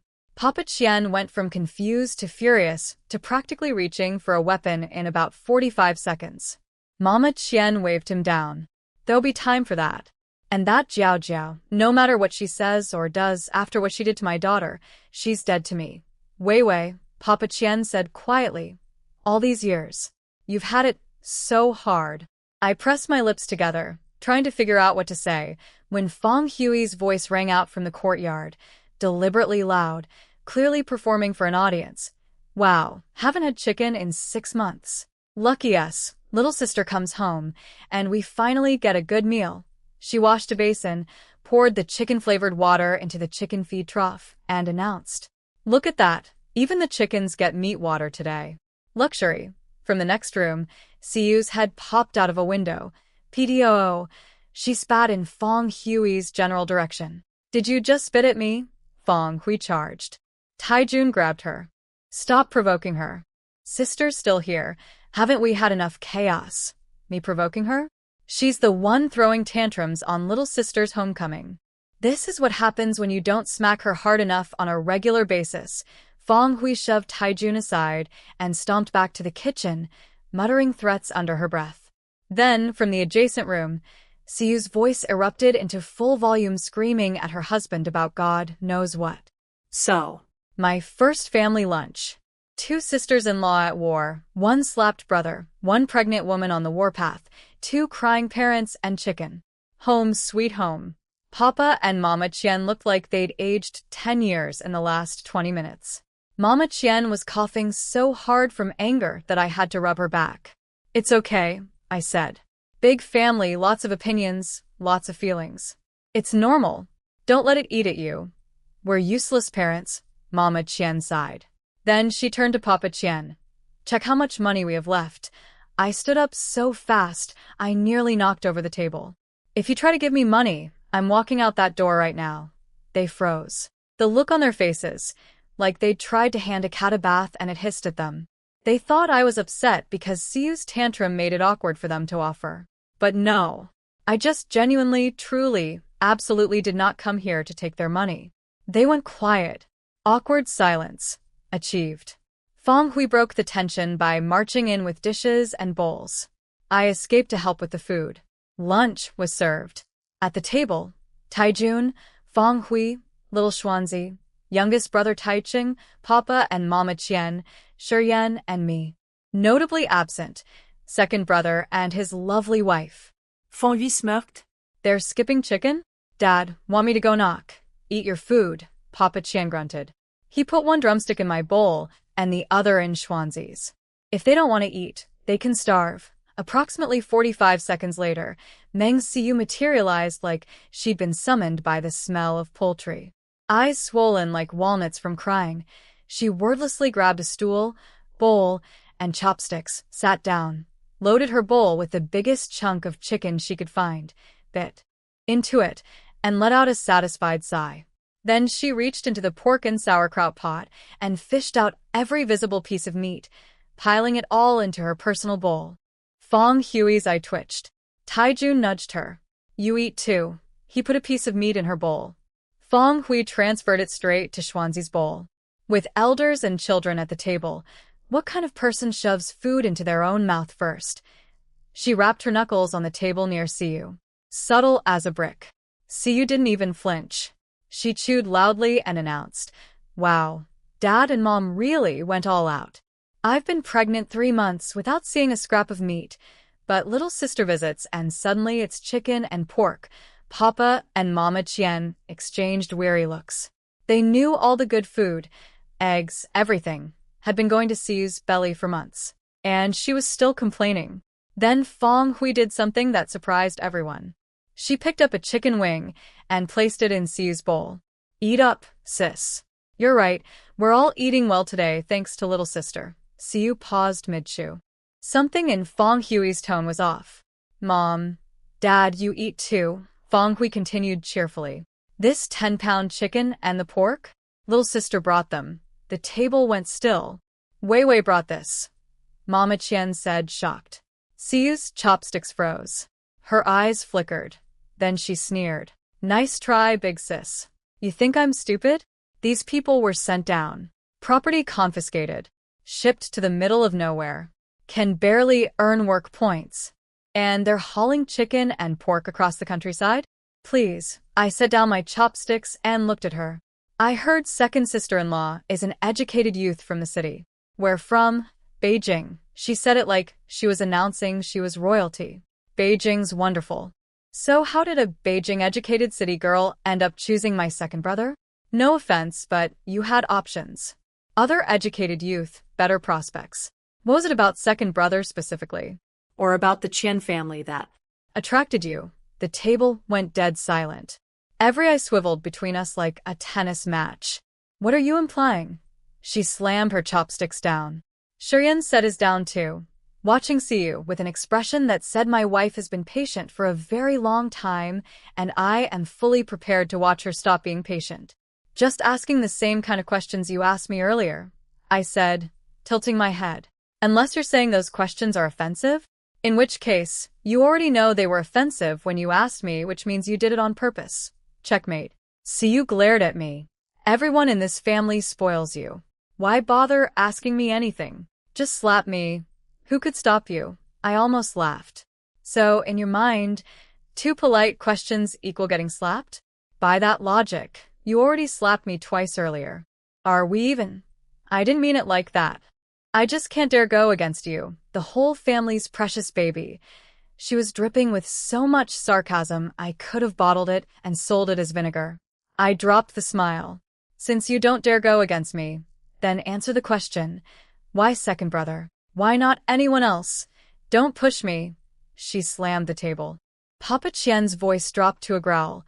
"This is not your table to slam." "Exactly," Fong Hui added. Siyu spun on Fong Hui, finger raised, and Fong Hui simply stared her down until the finger lowered. "I suggest," Fong Hui said calmly, "that you apologize to little sister right now. You're stuffing your face with food she brought while calling her poor. What kind of person does that?" Even I hadn't realized how much I'd brought until Fong Hui mentioned it. Apparently, she'd discovered the full haul in the kitchen, a whole chicken, 5 pounds of pork, plus vegetables. not a small gift. "Apologize. Now." Papa Qian's voice left no room for negotiation. Siyu laughed, the cold, bitter kind. "Apologize for what? Even if she brought this food, it's obviously just bait. Give a little now, take more later." Classic move. "Enough." Mama Qian threw her chopsticks down. "Since you joined this family, you've turned everything upside down. And have I once said a harsh word? All I'm asking is that you be civil to my daughter for one meal. Is that really so impossible?" "Yes, it's impossible. I'm pregnant." I work the fields every day, and I get nothing but dirty looks from all of you." "Dirty looks?" When Fong Hui exploded. "Name one time." Watching my birth family tear itself apart over lunch, I quietly sighed. This was supposed to be my homecoming meal. Shurian saw my face and stood up. His voice was calm, but carried the kind of authority that makes rooms go quiet. "We may be sent-down cadres, but we are not here to take advantage of anyone. My wife is exceptionally capable. On her first day here, The Women's Federation director personally recruited her to start a school. Our home is well provided for, and it's not in a shantytown. You're all welcome to visit and see for yourselves. For now, I think it's best I take my wife home. He put his hand on my back and steered me toward the door. I didn't resist. I was tired, emotionally wrung out from meeting my parents, beating up Jiao Jiao, and now being accused of running a long-term food for sympathy scam by a woman I'd known for approximately 90 minutes. As we reached the door, Fong Hui called out, "Little sister, don't leave. Meng Siyu has no leg to stand on in this family." Back when she was at the educated youth camp, Fong Hui, Siyu's scream could have shattered glass. She launched herself at Fong Hui like a wild animal, fists flying. And there it was. The thing Fong Hui almost said. The secret that turned Siyu from defensive to absolutely feral in 1 second flat. Whatever happened at that educated youth camp, Siyu would rather start a brawl than let anyone hear about it. I stopped at the doorway. Interesting. So Fong Hui almost said the thing. And Siyu went absolutely feral. She grabbed Fong Hui's hair, screaming, "You think I don't know you've been scheming against me since before the wedding? Say it to my face. Bad move." Fong Hui was a farm woman who outworked most men. She grabbed Siyu's hair right back. Two grown women, locked in mutual hair-pulling combat in the kitchen of my birth family's home. On my first visit, during lunch. Then Fong Hui dropped the bomb. Just no warning, no build-up, detonated the whole thing. Who even knows whose baby that is? Everyone knows you were fooling around at the educated youth camp, got pregnant, ran away, nearly died on a field ridge, and my brother-in-law saved you and married you out of pity. And this is how you repay him. The room might as well have been hit by lightning. Siyu snapped. She kicked over the entire dining table and ran for the kitchen, heading straight for the cleaver. Shiryen was there in one stride, kicking the knife across the floor before she could grab it. My man's military reflexes were earning their keep today. The Qian family swarmed Siyu, while Shiryen rushed back to me, checking me over like I'd been in a car crash. "Are you hurt? Did anything hit you?" "I'm fine." Meanwhile, Siyu was in full meltdown mode. Couldn't get the cleaver, went for scissors.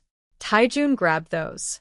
She started smashing pots and pans instead, shrieking, "I don't want to live. Your family hates me. You should have let me die." Papa Qian was stomping his feet. "What kind of madness?" Taijun tried to calm things. "Sister-in-law, please, Fong Hui didn't mean." Fong Hui, absolutely not backing down. "Oh, I meant every word. She can dish it out, but can't take it?" When she was on some other man's bed, she wasn't as shy about it. I slapped my hands over Xuanzi's ears. A split second later, I felt Shiryen's hands cover mine. He was covering my ears too, like a human noise-canceling system protecting me from the R-rated audio. I looked back at him. He just gave me a reassuring look. This man was shielding me from secondhand trauma, like I was a baby bird. Ridiculous. Sweet. Both. I sent Xuanzi outside to play, and Shiryen pulled me behind him. We were first-time visitors. There was literally nothing appropriate we could say in this situation. Siyu grabbed an enamel basin and charged at Fong Hui like a bull seeing red. Taijun tried to intercept. Fong Hui shoved him aside and stood her ground. "Come at me. I'll take one scratch from you, and then I'll make sure every single person in this county knows your whole story," Siyu crumbled. Fine. "I'll just kill myself then." She aimed herself at the wall for a head-first collision, but second brother Tylan burst through the door just in time, wrapping his arms around her. "Stop. Please stop." "Come back to our room." She shoved him off. "You look down on me too, don't you? If you didn't want me, why did you play the hero? I'm a high school graduate, a city girl. What right do you have to judge me?" Fong Hui spat on the floor. "What right?" "You." Tylan stood up, and for the first time, he turned on Fong Hui with genuine anger. "Big sister. Enough. She's my wife. I chose her." "Stop. Your wife? I'm trying to save you from raising someone else's." I said stop. Taijun grabbed Fong Hui's sleeve. He said he's okay with it. "Drop it." Fong Hui was so angry she was hyperventilating. Fine. "It's all my fault. She shows up to work dressed like she's going to a dance, probably still meeting her mystery man, and you all want me to shut up. Fong Hui. Tylan was shaking with rage. Even Taijun got angry now, pointing at Tylan. Don't you dare yell at my wife. Tylan smacked his hand away. Our marriage is our business. Back off. If you can't respect that, we split the household. He grabbed Siu and dragged her out. Papa Chien, red-eyed, trembling. Animals. Animals. And then, Mama Chien, who'd been watching all of this from the side, went rigid. Her eyes rolled back. She collapsed. Everyone panicked. Shiryen pressed her pressure point to keep her conscious. I yelled for a doctor, but Shiryen shook his head. No time to wait. Scooped Mama Chien up and carried her out the door. Taijun borrowed a cart from a neighbor, and they rushed to the village clinic. The place was barely a step up from a supply closet, minimal equipment, almost no medicine. The doctor stuck 2 acupuncture needles in her and got her breathing again, but she wouldn't open her eyes. Take her to the county hospital, the doctor said. We can't handle this here. The county hospital was far. Papa Chien started to lift his wife onto the cart himself, but Shiryen stopped him. I'll pull. Let's go now. We started down the road. After a while, Shiryen stopped the cart. Papa Chien rushed forward. Son-in-law, are you tired? Let me take over. Taijun and Fong Hui offered to. Shiryen shook his head. Then he looked at me. Wei, get on the cart too. This man. This insane man. He was about to haul his unconscious mother-in-law and his wife down a dirt road to the county hospital, on foot, by himself, pulling a wooden cart. And people said he was cold and unfeeling. People were idiots. The Chien family watched Shiryen tell me to get on the cart and practically melted. Fong Hui grinned. Get on, little sis. Let your brother and brother-in-law pull together. Papa Chien looked at Shiryen like the man had just been nominated for son-in-law of the century. He cares about you. That puts my heart at ease.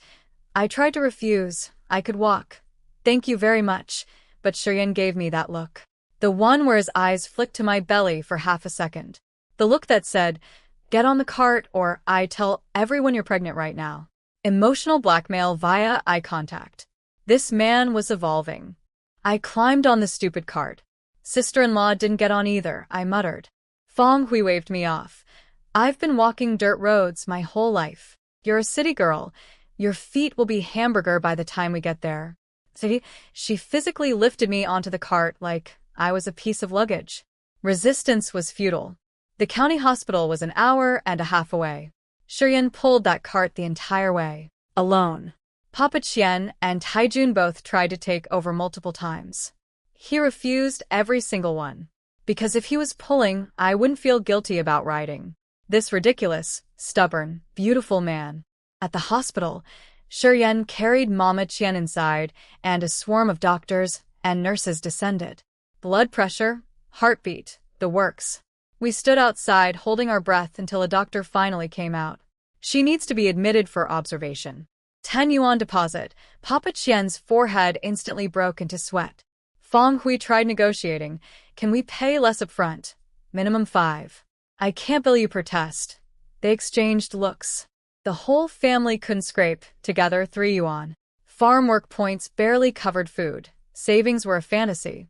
I pulled a 10 yuan bill from my pocket and handed it to Papa Chien. Here. Pay the bill. I can't take this. Her health comes first. He looked at Shiryen, clearly worried that I'd just handed over our life savings and my husband was about to have a meltdown. Shiryen simply said, take it. My wife makes all the financial decisions in our house. Papa Chien's eyes went red as he turned to pay the doctor. Fong Hui looked at us like she was seeing us clearly for the first time. We will pay you back. She was fully on Team Yue now. No more doubts. Mama Chien woke up that afternoon. Once things stabilized, Papa Chien told us to head home and return the neighbor's cart. Made sense. If we didn't get back, my in-laws would panic. On the way out of the hospital, I had an idea. Since we're already in the county town, let's go shopping. Our village had no store.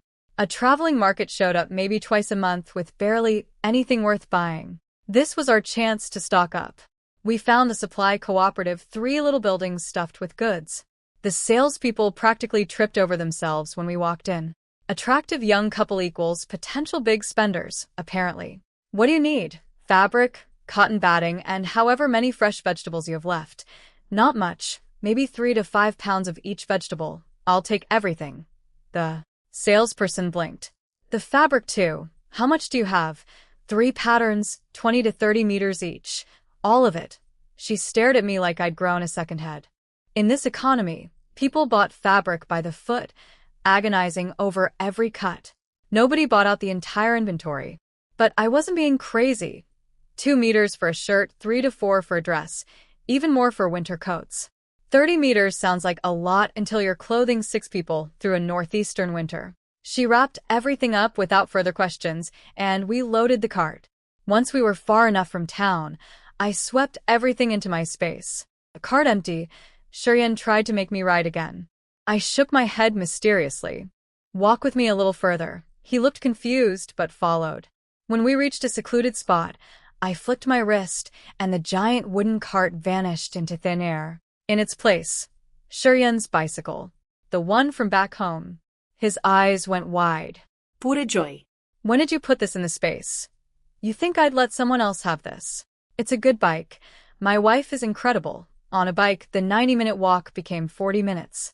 We dropped off the neighbor's cart at Darong village, then figured we should swing by the Chien house to update Tylin about his mother's condition. We walked into the courtyard and found the Lin family. All of them, arms loaded with stolen goods, sneaking out of the house like a pack of raccoons raiding a dumpster. Little Schwanzi was clinging to one of the bundles with everything he had while Lin father screamed at him to let go. These people. Mama Chien was in the hospital, and they were robbing her house. I didn't say a word. I picked up the biggest stick I could find. I see people need to actually die before you'll stop being parasites. I swung that stick at Lin father and Lin mother's heads like I was playing the world's angriest game of baseball. They dropped everything and ran. Jiao Jiao tried to hold onto her stolen grain. I brought the stick down so close to her hands she had no choice but to let go. Lin Yue, why do you have to make our lives so difficult? We weren't even stealing your stuff. Jiao Jiao and little Yu Hao had the audacity to say. I didn't even dignify that with a response. I turned to Schwanzi. Go get your village, chief. Now, because this time, I wasn't just beating them. I was getting them on the record. Jiao Jiao stared at me like I'd lost my mind. What are you doing? Little Yu Hao, the pudgy prince himself, put his hands on his hips with the confidence of a child who has never once faced consequences. They said they wouldn't let us go hungry. We're just taking what's owed to us. Owed to you? You delusional little. I chucked the stick at him. Lin father jumped in to block it. Noble move. Except the deflected stick sailed right into Jiao Jiao's face instead. She yelped. I laughed. Look at that, Jiao Jiao. You risk everything to steal food for this family, and your own father uses you as a human shield for his precious son. You're not even second place, you're a meat shield. It was an accident, Lin father sputtered. Oh yeah? Let's test that theory. I grabbed 2 bricks and hurled them. One at Jiao Jiao, one at Yu Hao. Lin father hesitated for exactly 1 second. Then he threw himself in front of Yu Hao. The bricks clattered to the ground. Jiao Jiao stood there, unprotected, watching her father choose her brother. Again, her face went dark. She slammed her stolen goods onto the ground. Dad, you'd really do that to me? Jiao Jiao, your brother is young. Young? That kid hasn't missed a meal in his life. He's shaped like a dumpling. But sure, young. Jiao Jiao snapped at Yu Hao. Lin father grimaced but didn't defend her, and then tried the classic. Let's not fight in front of outsiders. Outsiders. That's me. The girl they raised for 18 years. An outsider. Lin mother shuffled forward, clutching a bag of flour, trying sweet talk. Wei Wei, why must you be so cruel? We didn't touch your things. These people are your birth parents, sure, but you barely know them. I looked at her with the emotional warmth of a frozen lake. This has nothing to do with feelings. Then why? Public service. Catching thieves red-handed. You little.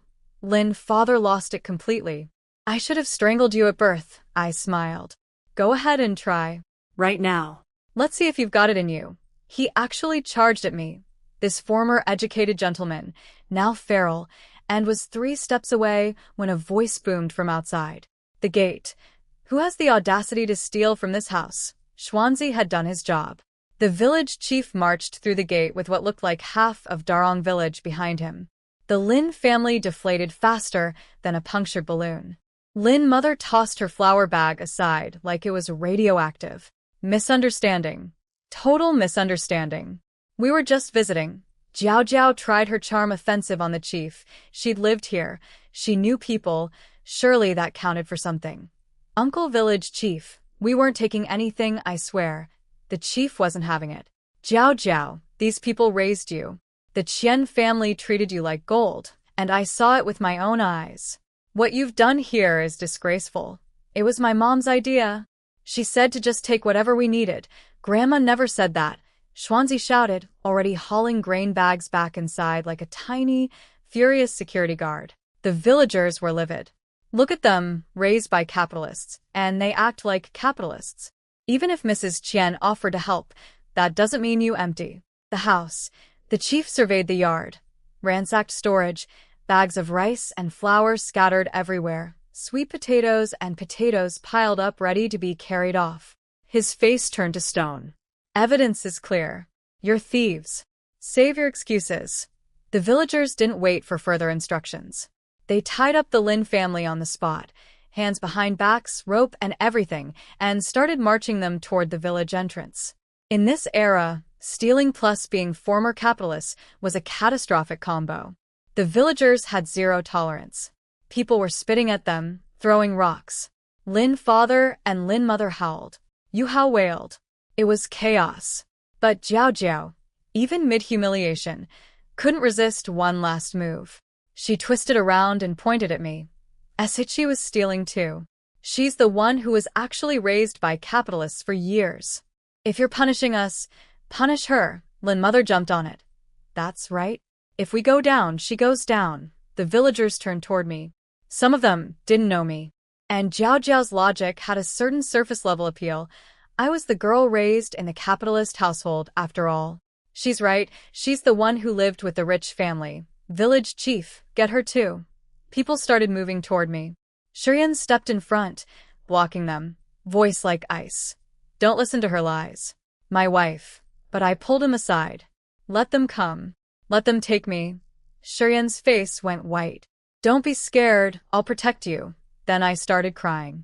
Now, let me be clear. These were strategic tears. Academy Award tears. Tears with a purpose. Go ahead, I said to the crowd, voice trembling beautifully. Let the villagers beat me on behalf of my birth parents. It's what I deserve, because I believed Lin Jiao Jiao. I wiped my eyes. She told me my birth parents died in a wildfire. She told me they abused her, starved her, made her wash the whole family's clothes in freezing winter. My adoptive parents already treated me like dirt because I wasn't a son, but I could handle that. Then Jiao Jiao came back with those lies, and the Lin family locked me up like a servant. I never had the chance to come find my real parents. I felt guilty toward this village every single day. I walked toward the crowd, arms open. If punishing me makes you feel better, I accept it. You could have heard a pin drop. Then, one by one, the light bulbs went on behind their eyes. They looked at me. They looked at Jiao Jiao. They did the math.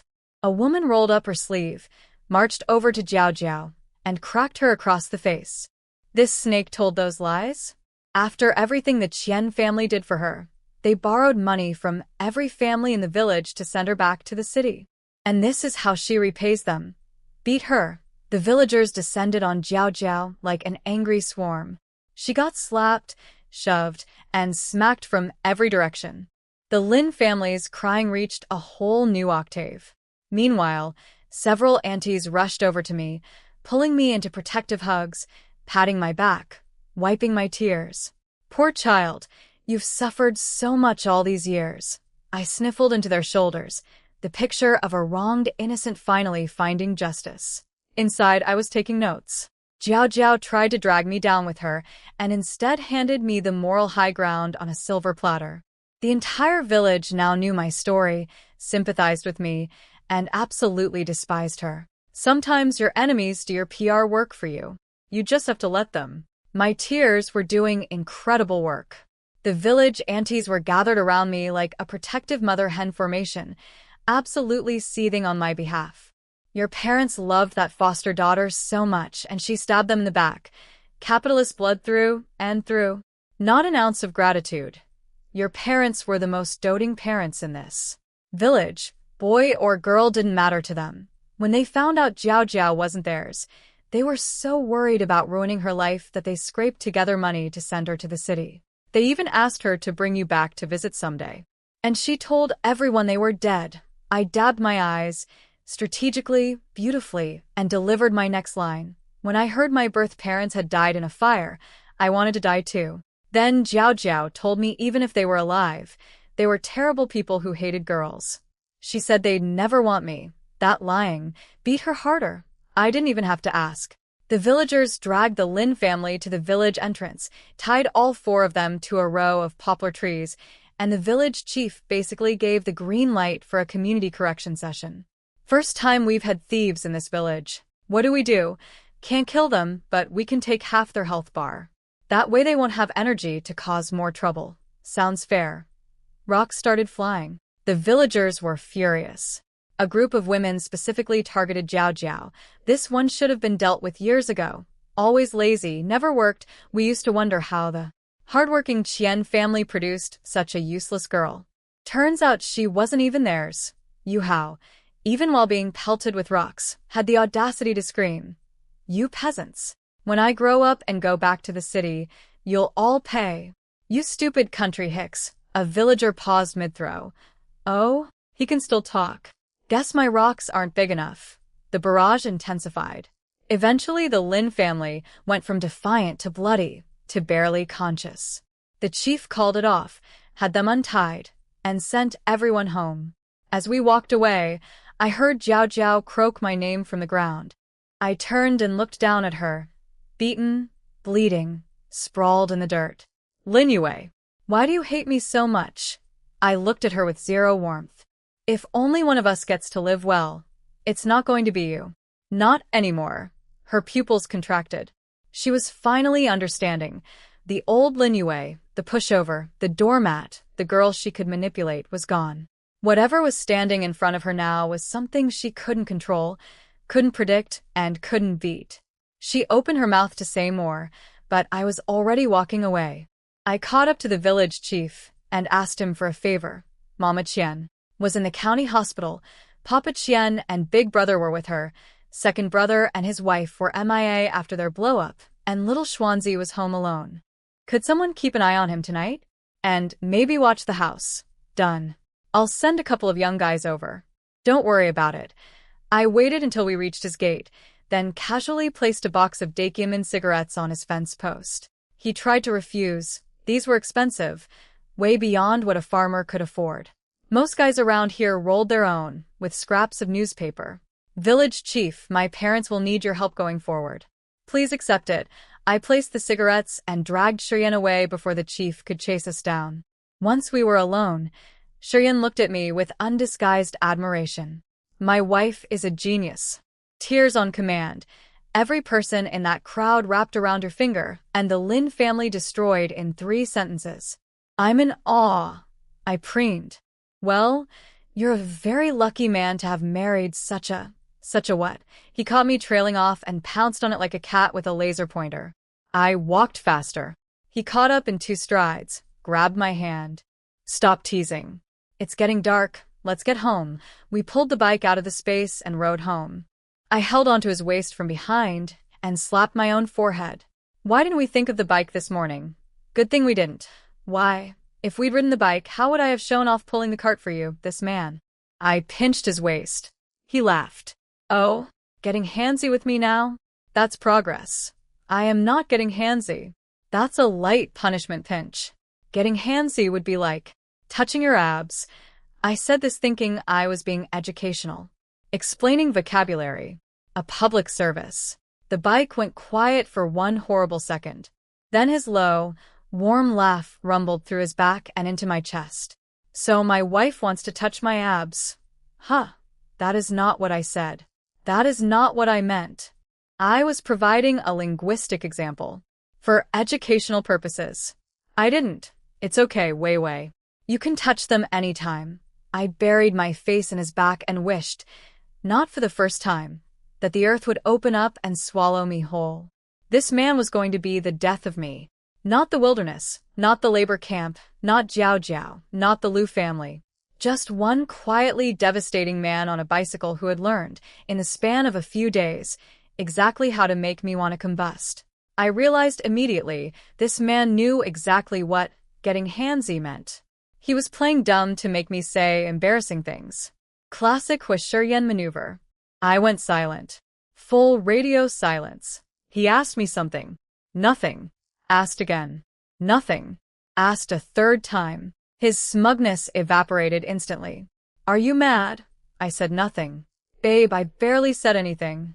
I just moved my mouth a little. Moved his mouth a little? What kind of defense is that? I pinched him again. He laughed. My pinches apparently registered as a light tickle on this human tank. Okay, I'll stop talking. My wife is shy. I am not shy. I just didn't know you were completely shameless. Now that you know. Do you hate it? When did I say I hated it? I tugged his shirt. Shut up and pedal. Yes, ma'am.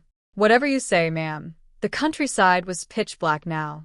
The dark soil under moonlight was somehow even darker. Riding a bike through this felt like cycling through the void of space. I pulled a flashlight from my storage and reached around Shiryen to light the way. We stashed the bike and flashlight before entering the village. No electricity here. Everyone used oil lamps. Shiryen held my hand and guided me through the dark streets like a human GPS. I figured everyone at home would be asleep by now. Instead, we walked in and found two strange bicycles parked in our courtyard. Father-in-law came out with an oil lamp, looking worried. Where have you two been? Inside sat two men in mouse suits by the cooking fire. Cadre school officials. They'd come to register us and, finding Shiryen and me missing, assumed we'd made a run for it. They'd been sitting here for hours, basically holding the family hostage. Shiryen smoothly explained the day's events. The officials exchanged surprised looks. What are the odds? Sent down right next to her birth parents. Then delivered the real news. New leadership at the cadre school. Shiryen, father-in-law, and Zhang San had to report tomorrow morning for 3 days of mandatory study sessions. Eating and sleeping there. No coming home. 3 days. After they left, I laid out the bedding and drew wash water. Shiryen looked genuinely delighted by these basic acts of wifely care. The bar was on the floor, and I was still clearing it with room to spare. We lay down, and I slipped a piece of paper into his hand with the mysterious energy of a spy passing classified documents. He laughed. What is this? He held it near the oil lamp. What's a chinquin strip? I told him to spread it flat, then tossed his pillow at it. The pillow hit the paper and, poof, vanished. 2 characters appeared on the paper. Pillow, basically a tiny portable pocket dimension. My lottery prize from earlier. Shiryen processed this for approximately 1.5 seconds, then scooped me up in his arms. What are you doing? Testing if I can put you inside it. Then I can take you with me. Are you insane? I was laughing, hanging off his neck, while this giant man tried to figure out if his wife was storage compatible. The answer was no, but the attempt was adorably unhinged. It's only 3 days, he mumbled into my neck, nuzzling like an oversized puppy. 3 days of eating and sleeping there. His hair tickled so bad, I fell backwards. His hand caught my waist. We play-wrestled for a bit until I sat up and went into practical wife mode. 3 days is nothing. Here, let me pack food in the strip. I loaded it up. Steamed buns, mantu, hot congee, dried meat, fruit. Enough for 3 grown men for 3 days. I want to bring you, he murmured. I ignored him and kept packing. Clothes, bedding, bowls, chopsticks, money, cigarettes, liquor. The man would want for nothing at cadre school. This chinquin strip was the best lottery prize yet. I just hoped it was reusable. If so, Shiryen basically had his own mini-space now. My wife is amazing. Before I could respond, he pulled me in and kissed me. Not a peck, a real kiss. Long enough that when he finally let go, I was flushed and breathing hard with my face buried in his chest. Then came the instructions. Commander Hua, reporting for duty. Lock all doors and windows while we're gone. Okay, if anyone starts trouble, find the village chief. Got it. The second they release us, I'm coming straight home. And Machem, I was half asleep by now, words coming out all fuzzy. Then, he picked me up again. Wei, let's just try putting you in the strip. I laughed and shoved his chest. Since when is Commander Hua this clingy? He went quiet for a second. Then softly, before you I was iron and stone. You're the one who taught me my heart could be soft. He pressed his forehead against mine. 3 days. Just 3 days. But even 3 quick days was too many apart. I wrapped my arms around his neck, sat on his lap, and told him as seriously as I could, Shiryen, 3 days will fly by. I promise. Really, really fast. He smiled at me, that helpless, lovesick smile, and bumped his forehead against mine one more time. The next morning, he was up before dawn. I'd secretly set an alarm because there was no way I was letting him leave without a final check. I inspected the Qiankuan strip. Water, buns, mantu, jerky, cloves, bedding, bowls, chopsticks, cash, cigarettes, liquor. All accounted for. When you need something, just rub the surface with your fingertip and it'll come out. Also, MMPH, he kissed me mid-sentence. Just shut me up with his mouth. The absolute audacity. I know how it works. Stop worrying. I walked him to the courtyard. Zhang San was already there, and he ran up to me holding an AXE. Boss, we're gone for 3 days. If anyone comes into this yard causing trouble, he pressed the axe into my hands with the gravity of a knight presenting a sword. Do you swing first and ask questions never? I looked at the axe. Looked at Zhang San. Looked at Shiryen. My family, everybody. One man who wants to put me in a magic napkin, and another who thinks the appropriate home security system is a battle axe. I love them both so much. Zhang San handed me an axe like he was arming me for the apocalypse. I shook my head and pointed at the door bolt lying on the ground. That'll do. Aim for the head. Won't kill them, but guaranteed unconsciousness. Zhang San slowly raised his thumb. Truly the most vicious stubbo. Ahem, he swallowed the rest of that sentence so fast he nearly choked on it. Smart boy. Shiryen watched us with an amused grin, but when father-in-law came out, they finally started heading off. At the gate, Shiryen turned around one more time. Wei, I really think the axe should go by the bedroom door. If anyone breaks in, show no mercy. Yes, I know. Now go. You 3 take care of Dad, don't pick fights, and remember, you're guests at that. School, not running it. Zhang San puffed up. Boss, I'll personally make sure brother-in-law doesn't butt heads with anyone and stays away from female comrades. I smacked his forehead. Watch yourself. You're the one who throws punches first and thinks later. He rubbed his head, wounded. You always take brother-in-law's side. Obviously. Now leave. Father-in-law gave me one last fatherly reminder to stay safe, and then all 3 disappeared down the road. I watched until they were gone, then turned back to face my empty courtyard. Okay, time to actually do my job. I decided to start a school 2 days ago and immediately got sidetracked by family drama, village warfare, hospital runs, and catching thieves. Today, no matter what, I was showing up. I arrived at the Women's Federation at 6:30 a.m. and found Director Lee already there. Of course she was. This woman probably arrived at dawn out of principle. She called me into her office, pointed at a desk near the door, and said, That's yours now. The village can't fund your school, but after discussion, you get this courtyard and the 2 classrooms. You'll be registered under the Federation with a monthly stipend of 15 yuan. There's a salary, genuine surprise. I hadn't expected a single coin. You're from the city, so 15 yuan probably seems like nothing, but out here it can stretch a family for months. I'm not complaining at all. I hadn't even thought about pay. I was beaming. Actual income. For doing something meaningful. Director Lee squinted at me suspiciously, like she couldn't figure out why anyone would be this happy about 15 yuan. I went next door and started cleaning up the classroom, moving furniture, wiping surfaces, making it look like a real school. Through the wall, Director Lee could hear me working, and apparently it put her in such a good mood that she went outside and swept the entire courtyard.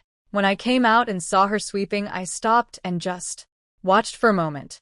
Had enough staring, she snapped. It's beautiful, she blinked. What is? You. A woman standing at the front, leading people to see further, pushing them to explore the world beyond this village. It's really beautiful. What kind of nonsense? She huffed and grabbed her broom, marching back to her office. Then she paused at the door. Come inside and cool off. The children will arrive soon, and a teacher shouldn't greet her students dripping with sweat. It's undignified. That was Director Lee's love language. Insults wrapped around genuine care, like a cactus guarding a flower. We sat in her office fanning ourselves. She broke the silence. That phrase you taught them, it was good. When the youth are strong, the nation is strong. I smiled. Right now, everything is just beginning. We're the present. These kids are the future, and I meant it from the bottom of my heart. In a couple of years, food production would surge, and nobody would go hungry. After that, university entrance exams would come back. The older kids could have real opportunities. A few more years, and the whole economy would open up. In my first life, I saw the beginning of the golden age, but died before I could enjoy it. This time, I was grabbing every possibility with both hands. Youth is wonderful, Director Lee murmured, watching the fire in my eyes. By 7:30, 35 children had arrived. Parents dropped off the little ones. Teacher Lin, please take care of my Xiao. Teacher Lin, my son's a brat, feel free to smack him, gotta go farm, and older siblings brought the younger ones. A full classroom. Day 2 of my school, and enrollment had already doubled. I was about to lead everyone inside when I heard a voice that could curdle milk. Lin Yue. I turned around. Lu Huan. Of course. Walking toward me with a small girl in tow. This is my niece. I heard this school is free, so you can't refuse her. And don't you dare take out our personal problems on this child. She shoved the little girl forward so hard the kid stumbled. I caught her arm and steadied her. Did you bring her here to suffer? I asked. What's that supposed to mean? If you had the guts to send her, then you already know I'd never mistreat a child over your nonsense. You, and your mouth.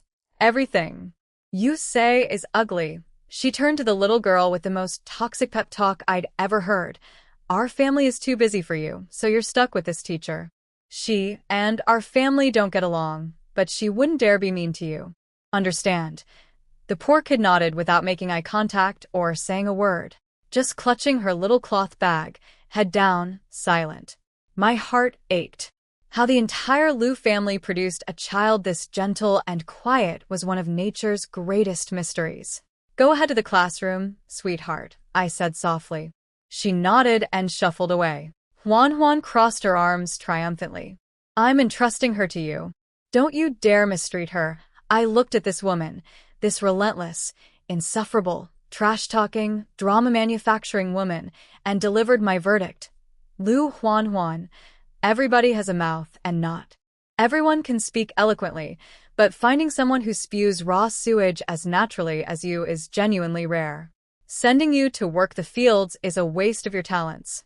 If we ground up that toxic mouth of yours and spread it on the soil, it would fertilize this black earth for a solid decade. A teacher shouldn't be cursing at people. Huan jabbed her finger at my nose. I slapped her hand away, like swatting a fly. Those kids call me teacher, and I teach them for free. You want to call me teacher? I'll teach you how to be a human being, but that course has tuition. I take care of my students because that's my job, but you coming here to give me attitude? Clearly I didn't slap you hard enough last time if you've still got the nerve to show up and pass gas in my face. I'm going to your boss. She charged toward the office and slammed directly into Director Lee coming out the door. She grabbed Lee's arm, mouth already open to complain, then caught Director Lee's ice-cold stare and stumbled back 2 steps like she'd touched a hot stove. What do you want? Director Lee's voice could have frozen the sun. Huan swallowed hard. Your teacher cursed at me. Director Lee looked her up and down, slowly, like she was examining an unusual bug. Are you here to enroll? You look at least pushing 30, if not past it. Our oldest student is 12. How old are you trying to sneak in here and dodge field work? What? I'm 16. You're the one who's pushing 30. I nearly collapsed. Director Lee had just called Huan old. The nuclear option. The one insult no woman can absorb without critical damage.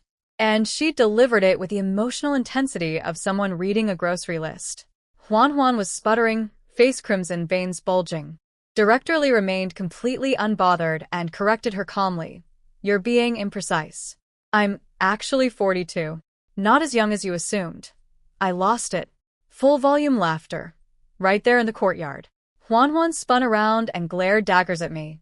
I tried to compose myself. Failed completely. Just go to your work, I wheezed. And tie your headscarf tight. More sun will make you look even older. You wait. She sobbed out this threat while frantically adjusting her headscarf and running away at the same time. The most undignified exit in village history. I was still cackling when I turned to Director Lee. You're incredible. Your tongue is a deadly weapon. I have so much to learn from you. She gave me her signature death glare. No manners whatsoever. Then walked away. My mood was absolutely golden for the rest of the morning. Teaching went great. Kids were happy, energy was high. One little problem though, Huan's niece, Didi. The child sat through every class with her head down, never spoke, never responded to questions. When I tried talking to her one-on-one, she'd start trembling. I figured the whole ordeal of being sent down must have traumatized her. I didn't push. Instead, I planted some outgoing girls around her and let pure magic do its work. Slowly, I noticed her starting to smile with the other kids, even laughing a little. Progress. At lunch, every other kid attacked the food like baby tigers fighting over steamed buns. Didi shrank into a corner and wouldn't eat, even when other kids brought her food. When I personally set a plate of vegetables in front of her, she looked up with a faint smile, then saw it was me, and her face went blank instantly. Oh, but I didn't overthink it. some kids just need time. Then came pickup time. Huan had dropped Didi off last in the morning, but showed up first in the afternoon. Interesting priorities. Didi. Was school fun today? She asked it so loudly the whole courtyard could hear. I was busy helping other kids get their bags ready and didn't pay much attention until I heard crying at the gate. Huan was dragging Didi toward me like a prosecutor approaching the bench, face twisted with fury. Lin Yue, you monster. You can't stand my family, so you take it out on a child? Look what you did. She yanked up Didi's sleeve. Purple and blue bruises. All over that tiny arm. Rows of them, fresh and ugly against her pale skin. My stomach dropped. Explain this. How can parents trust you with their children when you beat them? She grabbed Didi's arm and held it up for every arriving parent to see, like a lawyer presenting Exhibit A. The parents gasped, looking pained. Some were cautious. Miss, the child's already hurt. Please stop pulling her arm like that. Did Teacher Lin really do this? She doesn't seem like that kind of person. Who else could have done it? Huan snapped. She shook Didi. Tell them. Who hit you? Say it. Didi hung her head, silent, shaking. Lu Huan, that's enough, I said. Oh? Scared I'll get the truth? Wanna silence me? She threw her arms wide. Not happening. Until you explain every bruise on this child, your school is finished. You can't even keep kids safe and you call yourself a teacher? The parents were worried now, but trying to be fair. Teacher Lin, what happened? Don't panic. My daughter says you've been wonderful. Let's just sort this out. Calmly. The kids jumped in too. I never saw Teacher Lin hit anyone. Didi didn't talk all day, and Teacher Lin didn't even scold her.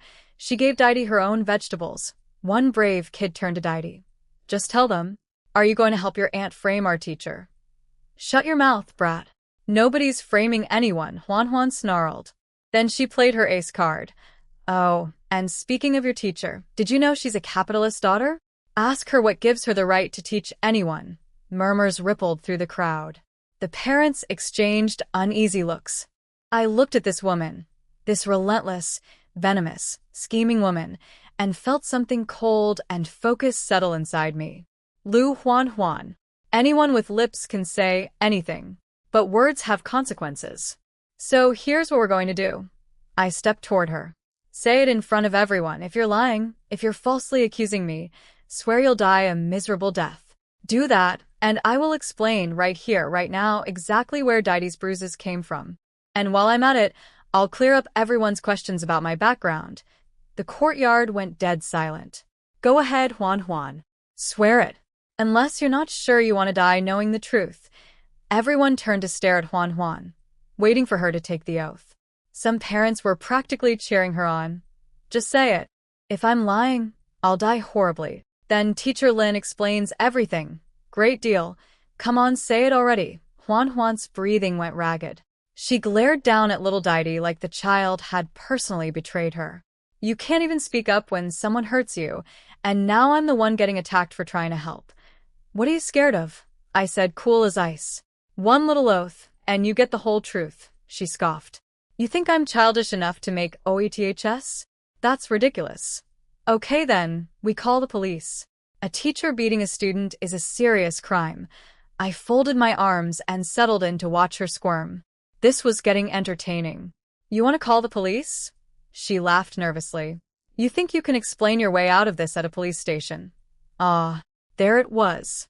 She thought I wouldn't dare involve the authorities because of my capitalist background. She'd built her whole scheme on that assumption. You accused me of hitting a child in front of dozens of parents, I said. At this point, I need to clear my name. Police it is. I started walking toward the gate. Not bluffing. Not hesitating. Full stride. Juan Juan scrambled after me like a cat chasing a runaway ball. Lin Yue, do you know what happens to people like you at a police station? I stopped and gave her my coldest look. Worst case? They give us both 50 lashes. You and me. What does my family have to do with this? I smiled. These bruises could have happened at school or at home. You won't tell the truth. The police won't necessarily believe me either. If things get ugly, they might lock us all up. Wanna roll those dice? Her face went white. She started stammering. You won't hear the truth from me, and you won't call the police, I said pleasantly. Juan Juan, if that's not guilt, I don't know what is. The parents caught on fast. She's definitely hiding something. Teacher Lin is the one actually trying to solve this. What if the kid got hurt at home? I bet this woman hit the child herself and sent her to school to frame Teacher Lin. That's vile. Forget the police. Just get the kid's actual mother, right? Maybe the aunt did this. The crowd started organizing a march to the Liu household. Juan Juan panicked, yanked Didi in front of her like a human shield, and backpedaled hard. Fine. Forget it. I won't press the issue. My niece got hurt, and we'll just deal with it ourselves. Let's go, Didi. She tried to flee. I blocked the exit in 3 steps. Not so fast. You publicly accused me of beating a child. Unless you explicitly state that I didn't hurt Didi, some of these parents will always wonder. So say it. You are unbelievable. Say it. Her eyes darted around for an escape that didn't exist. Finally, she threw up her hands. Fine. The bruises aren't from you. Happy? I give up. You win. I smiled. You're sure? Yes, I'm sure. I can't deal with you. She grabbed Didi and turned to leave. And that's when I played my ace card. I turned to Director Lee, who had been watching this entire performance with the quiet satisfaction of a chess master. Director Lee, since Liu Huanhuan has confirmed the injuries didn't happen at school, I suspect someone in the Liu household may be abusing this child. I recommend the Women's Federation investigate. Lin. You. WEI. Huanhuan's voice hit a frequency that could summon dolphins. She spun around looking at me like I'd just detonated a bomb, which, emotionally speaking, I had. She'd expected me to let her slink away once she dropped the accusation. Instead, I took her own retreat and turned it into an investigation. Into her family. I already dropped it. Why can't you just let it go? If I'd actually beaten a child, would you have let it go? You're only backing down because you're scared. Scared of the police.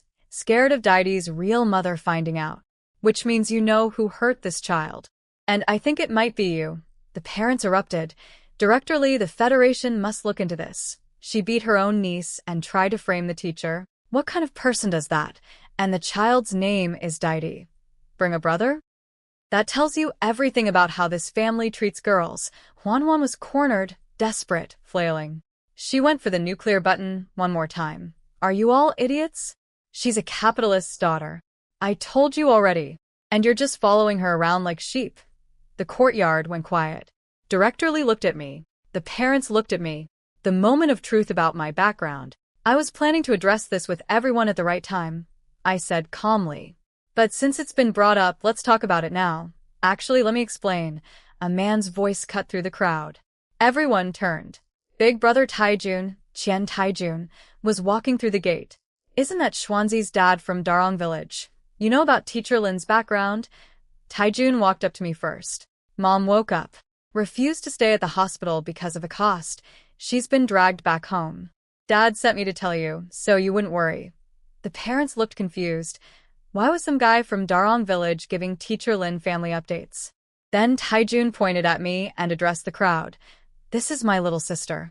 She was switched at birth and raised by a capitalist family that treated her like garbage. She went through hell to find her way back to us. She is one of us. She always was one of us.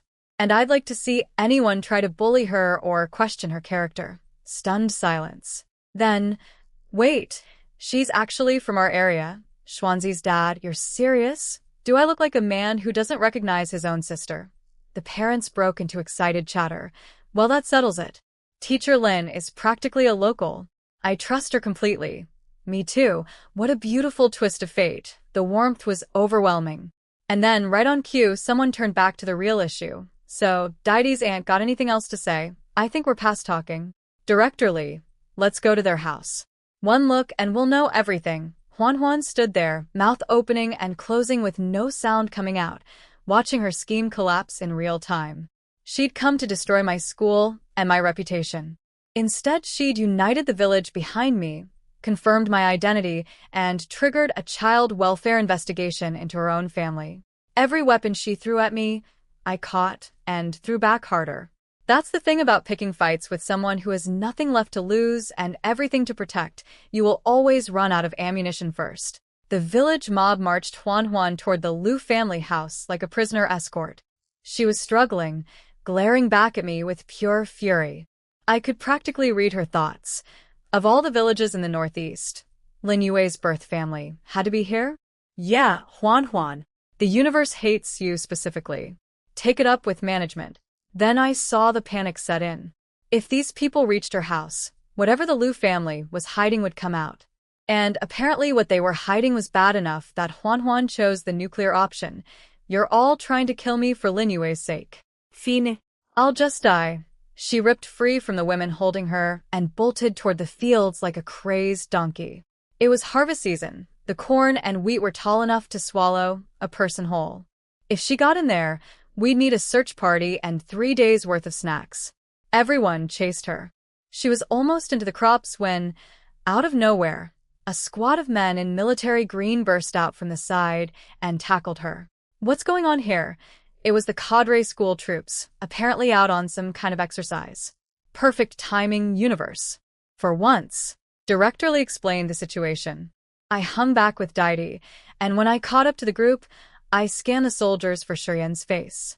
He wasn't there, but someone else was. Someone I absolutely did not expect to see. Zhou Shiyue. My brain did a record scratch. What was he doing here? In my past life, this man had avoided the family's chosen path entirely, became a self-made entrepreneur, and lived large. Why was he at a cadre school in the middle of nowhere? I pretended not to recognize him and stood next to Director Lee, eavesdropping on their conversation. What happened to this girl? Zhou Shiyue asked. Sent down youth. Suspected of abusing her niece. And she ran because? Guilty conscience, probably. Director Lee tried to wrap things up. We won't keep you, comrades, but Zhou Shiyue wasn't having it. We're already here. Might as well see it through. He ordered his squad into formation before Director Lee could even object. I used the commotion to find Zhang San. The moment I got close, I spotted red marks around his wrists. Rope burns. What happened to your wrists? He yanked his sleeves down, panicking. Nothing. Hit them on something at work. Do I look stupid to you? Those were ligature marks. Someone had tied him up. Zhang Sen caved. Boss, I'm fine, brother-in-law's fine too, and that jerk was actually polite to your father-in-law. Didn't touch him. Which jerk? Then it clicked. You mean Zhou Shiyue? Zhang San's eyes went wide. You know him. Then the gears turned. Wait, is that why he, Before he could finish, a cadre school officer walked toward us and Zhang said, "Shut up." I stepped away, but couldn't help glancing at Zhou Xiua. In my memory, he was decent. A gentleman. He shouldn't be the type to mess with Shurian. But those rope marks on Zhang San's wrists told a different story. My mind was spinning. What had happened at that school? Before I could untangle my thoughts, screaming erupted from inside the Liu house. I looked up. A woman stumbled out of the doorway, face covered in bruises, one arm clutching little Didi, the other hand gripping a kitchen cleaver. Her eyes were wild. "Stay back. All of you. Stay back." Huan immediately started screeching. Tell them you're the one who hit Didi." Liu mother joined in. "Put the knife down, you idiot. Stop making trouble for our family." So this was what the Liu household looked like behind closed doors. A beaten woman, a bruised child, and a family that considered the victim the problem. Director Li silenced them both. "Shut up," and stepped toward the woman with the cleaver. "Calm down. Go away. Go away." Director Li didn't retreat. She kept advancing slowly, ready to grab the blade. But that was dangerous. One wrong move, and someone would bleed. I rushed forward, pulled Director Li back, and spoke to the woman directly. "Nobody is going to hurt you or Didi anymore. This is Director Li from the Women's Federation. She's here to help you get justice. The cadre school comrades are here too. You're safe now. Please put the knife down. Don't hurt yourself. Don't accidentally hurt Didi." She didn't react to most of what I said. Her eyes were glazed, hollow. The look of someone who'd been broken so many times she'd stopped believing in rescue. But when I said, "Didi," something flickered. She looked down at the child in her arms and started murmuring, "Xingxing. Xingxing. My Xingxing, Star." She was calling her daughter Star. Director Li was confused. I understood instantly. "She's not Didi to you, is she?" I said softly. "She's your Xingxing. Your Star." The Liu family had named this child Bring a Brother, a name that told her she wasn't wanted for herself, just as a placeholder until a son arrived. But her mother, this beaten, bruised, knife-wielding, desperate woman, had given her a secret name. Xingxing. Star. Because even in the darkest house, a mother's love will find a way to shine. My throat tightened. This wasn't about Huan's schemes anymore. This wasn't about my school or my reputation. This was about a woman and her daughter trapped in a house of monsters, and today, whether they knew it yet or not, was the day that changed. My Star. The woman looked at me when I said that, and for the first time, something alive flickered behind those dead eyes. Hope. Just a tiny spark, but it was there. "She's not Bring a Brother," I said gently. "She's your Star. And someday she'll be her own star. Right?" The woman nodded. Slowly, barely. I inched forward. "I get it. You're holding that knife because you're trying to protect your daughter. I understand. But if you hurt yourself, or her, or God forbid someone else, they'll take you away. And then who looks after Xingxing?" Her grip on the cleaver loosened. Her wrists started to relax. The blade was tilting downward. Everyone held their breath. Almost there. Almost. Then some genius from the cadre school lunged forward. The woman snapped. She snatched the knife back up and started swinging it wildly through the air. "Get away. All of you. Get away." She was sobbing, clutching Didi, slashing at nothing. Back to square one. Actually, worse than square one. The villagers groaned at the soldier. What were you thinking? Even his own squad looked at him like he'd just stepped on everyone's last nerve. Which he had. I made a decision. I turned to Director Li and Zhou Xiua. "Everyone needs to leave." "I'll stay alone." "Absolutely not," they said in unison. Then looked at each other, surprised by the sync. Director Li grabbed my arm. "You can barely lift a chicken. If something goes wrong, how do I face your family?" Zhou Xiua chimed in. "There are trained soldiers and officials here. We can't leave this to a civilian." I cut through the objections. "There are too many people. She doesn't trust any of you. If we wait until dark, what then? Everyone camps out in this yard all night." Director Li knew I was right, but she tried one more card. "Then I'll stay. This is Federation business. You just put me on the Federation payroll today. That makes this MY business too." Then I leaned in and whispered, Director Lee, you're brave and tough. Nobody questions that. But right now we need someone who can talk to a frightened, broken woman. And with all respect, gentle isn't exactly your setting. She stared at me for a long moment. I just complimented her and told her she was wrong in the same breath. She knew it too. You little, she sighed. Don't get close to the blade. Zhou Shiyue tried to object again, but I turned and shut that down. Comrade Zhou, this is Women's Federation jurisdiction. Please wait outside with your squad. Yue, I know you mean well, but don't be reckless. He called me Yuwei. First name. Director Lee's eyes immediately started ping-ponging between us like she was doing math. I ignored all of it and told Lee to clear the yard. She did. Everyone was herded out, but nobody went far. They crowded against the fence, terrified for me. Zhou Shiyue was sweating. Zhang San was pacing in circles, probably thinking about how Shiyan would literally burn the village down if anything happened to me. I walked toward the woman until she raised the cleaver in warning.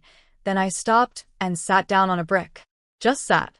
Casual, like we had all the time in the world. You too. Leave.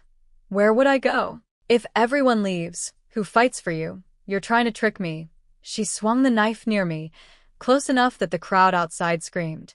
Zhou Shiyue tried to rush in, but Director Lee physically held him back. The knife is too close to her. I need to. If you go in there, you'll blow whatever she's building. Stand down. What plan? You think pure good intentions can stop a cleaver? He was dripping sweat. Zhang San was practically spinning in place. Everyone was in agony. But here's what only I could feel from 2 feet away. The knife swung close, yes, but never at me. She wasn't trying to cut me. She was performing danger, not executing it. And little Didi had gently tugged her mother's sleeve during the swing, and the woman had immediately softened. This wasn't a killer. This was a mother at the end of a very, very long rope. Nobody can help me, she whispered. People have tried before. They always give up. Not crazy talk. Real talk. The saddest kind. When, I asked, before you were sent down? After? Who gave you and Xingxing these bruises? Before and after. What difference does it make? The fists never got softer. And nobody ever opened the door when I knocked for help. She slammed the cleaver into the ground beside her. Anger, not at me. At the world. The picture came together. She and Didi had been beaten by the Liu family. Continuously. For years. And I suddenly realized Didi's father. I had no memory of him from the entire journey here. Not once. Was he dead? Had he run? The Lius used to have power, I said carefully. But what do they have now? Your father-in-law is locked up at the cadre school as we speak. The Women's Federation is here. The cadre school is here. The whole village is here. If you tell your story today, you have a real chance of getting free. But if everyone leaves and the door closes again, what happens to you and Xingxing when it's just you and the Lius tonight? Something cracked in her expression. She looked at me, really looked, and whispered, "Aren't you raised by capitalists too?" I frowned. This didn't sound like an accusation. It sounded like confusion. What do you mean? And then it poured out. They say I cursed their son to death. They changed my daughter's name to something humiliating to punish me. They say the family got sent down because of my bad background. They say it's all my fault. They won't forgive me. They won't forgive my daughter. She was sobbing so hard her whole body shook. My heart was being squeezed by an invisible fist. I leaned forward slowly. So the bruises on you and Xingxing, the Liu family, did this. Can you tell me specifically who? She went quiet. Her eyes went far away, unfocused, remembering things nobody should have to remember.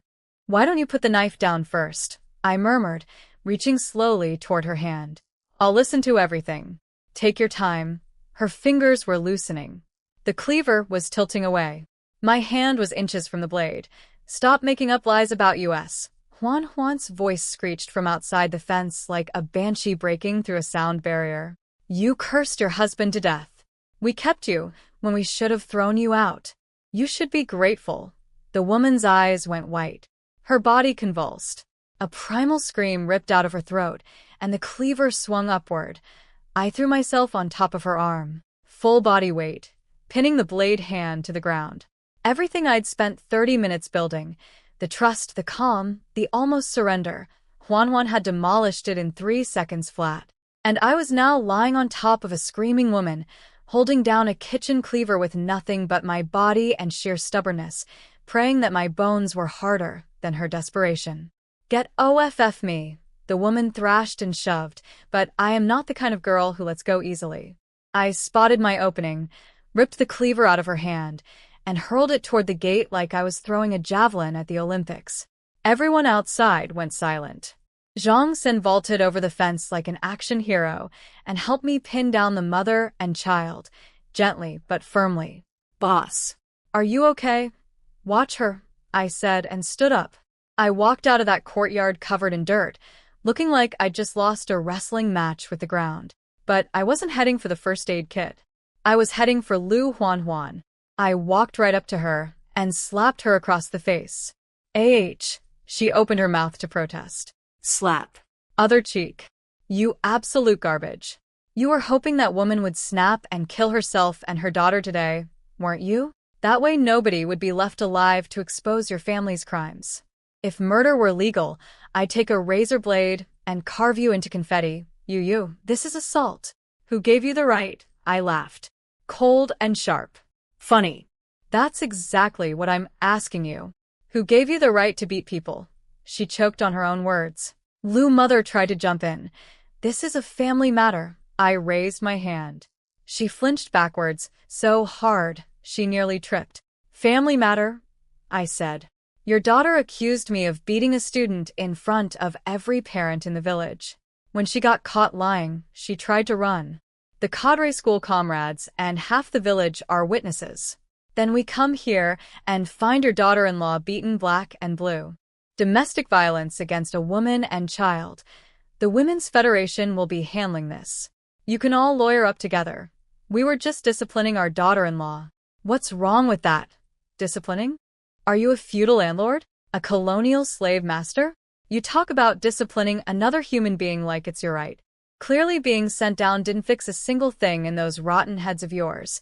The villagers piled on. If beating your own family were legal, society would collapse.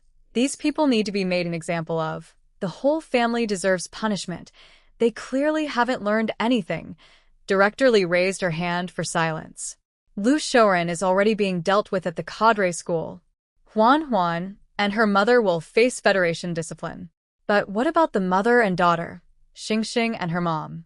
What do we do with them? Inside the yard, the woman, who I now knew had been watching me the entire time, looked at me with tears streaming down her face and started to drop to her knees. Zhang Xin caught her. Don't kneel. If you kneel to her, you'll get her in trouble. Smart boy. She stood back up and bellowed at the crowd. I want a divorce. Right now. Immediately, the villagers started debating. A divorce? But how does a woman alone with a child survive out here? Maybe let the village take over. Give her all the Lu family's work points. That family can barely feed themselves with their lazy work. They wouldn't earn enough points to fill a bowl. So, what then? Actually divorce? Nobody had a clean answer. The cadre school soldiers looked lost. Director Li was thinking hard. That's when I stepped in. The school is free. Xingxing can attend. Her mother is educated and literate despite her background. She could teach a subject at my school, but your school doesn't charge anything. Who pays her? I'd already done the math. I'll split my salary. 5 yuan of my 15 goes to her. We're fellow women helping each other. That's what the Federation is about. 15 yuan was already modest. Giving up a third of it? Sure, it pinched. But here's what I was really thinking. She was educated, she could teach, and having a second teacher meant I could split the kids into 2 age groups. Better education, less workload for me. And down the line, when the economy picked up and schools got official funding, she'd have a real position. This was an investment, not charity. Teacher Lin is so kind. Director Li, what do you think? Director Li looked at me with something suspiciously close to pride. If you're willing to share your wages, I have no objections. But one rule, neither the Federation nor the school carries dead weight. If she can't perform, she goes back to earning work points in the fields. The woman, Xia Mingzhu, she finally had a name, stood up straight, daughter in her arms. eyes clear for the first time. I'll work hard. I swear I'll work hard. Gratitude came pouring out of her like a broken dam. I smiled and redirected her energy. Save the thank yous. While everyone's here, let's settle all the paperwork. Mingju was sharp. She caught on immediately. She stood before the crowd and declared, Xia Mingju, request an immediate divorce from Liu Xiaohua. From this day forward, I have nothing to do with the Liu family. If we pass each other on the street, we are strangers. And if any Liu ever comes near me or my daughter again, I will pick up that cleaver and give them something to really scream about. The village erupted in support. The whole village has your back. Teacher Lin gave up her money. We'll give our muscle. Nobody touches this woman or her child. Director Lee nodded with quiet satisfaction. Then she glanced at me, and the admiration on her face was so obvious she probably wanted to slap herself for showing it. She looked over at Zhou Xiuyue, who had been staring at me like I'd just parted the Red Sea, and said dryly, So, a girl with nothing but good intentions actually talked someone into putting down a cleaver. She pulled it off. Zhou Xiuyue nodded without taking his eyes off me. Not even for a second. I pretended not to notice because I had approximately zero bandwidth for whatever that was about. I walked up to Director Lee. Now that the divorce is done, Mingju and Xingxing can't stay under the same roof as the Lius. Where should they go? Director Lee patted my shoulder. Go home and rest. You're filthy. I'll handle the housing. Fair point. I looked like I'd been in a mud wrestling championship. I said a few comforting words to Mingju and Xingxing and turned to leave. A cadre school officer blocked my path. I glanced at Zhou Xiuyue. The man who'd been watching me like a hawk all day suddenly looked away. Smooth. Can I help you? I asked the officer. Comrade Lin Yue, please go home and prepare. We'll be coming by later to collect evidence.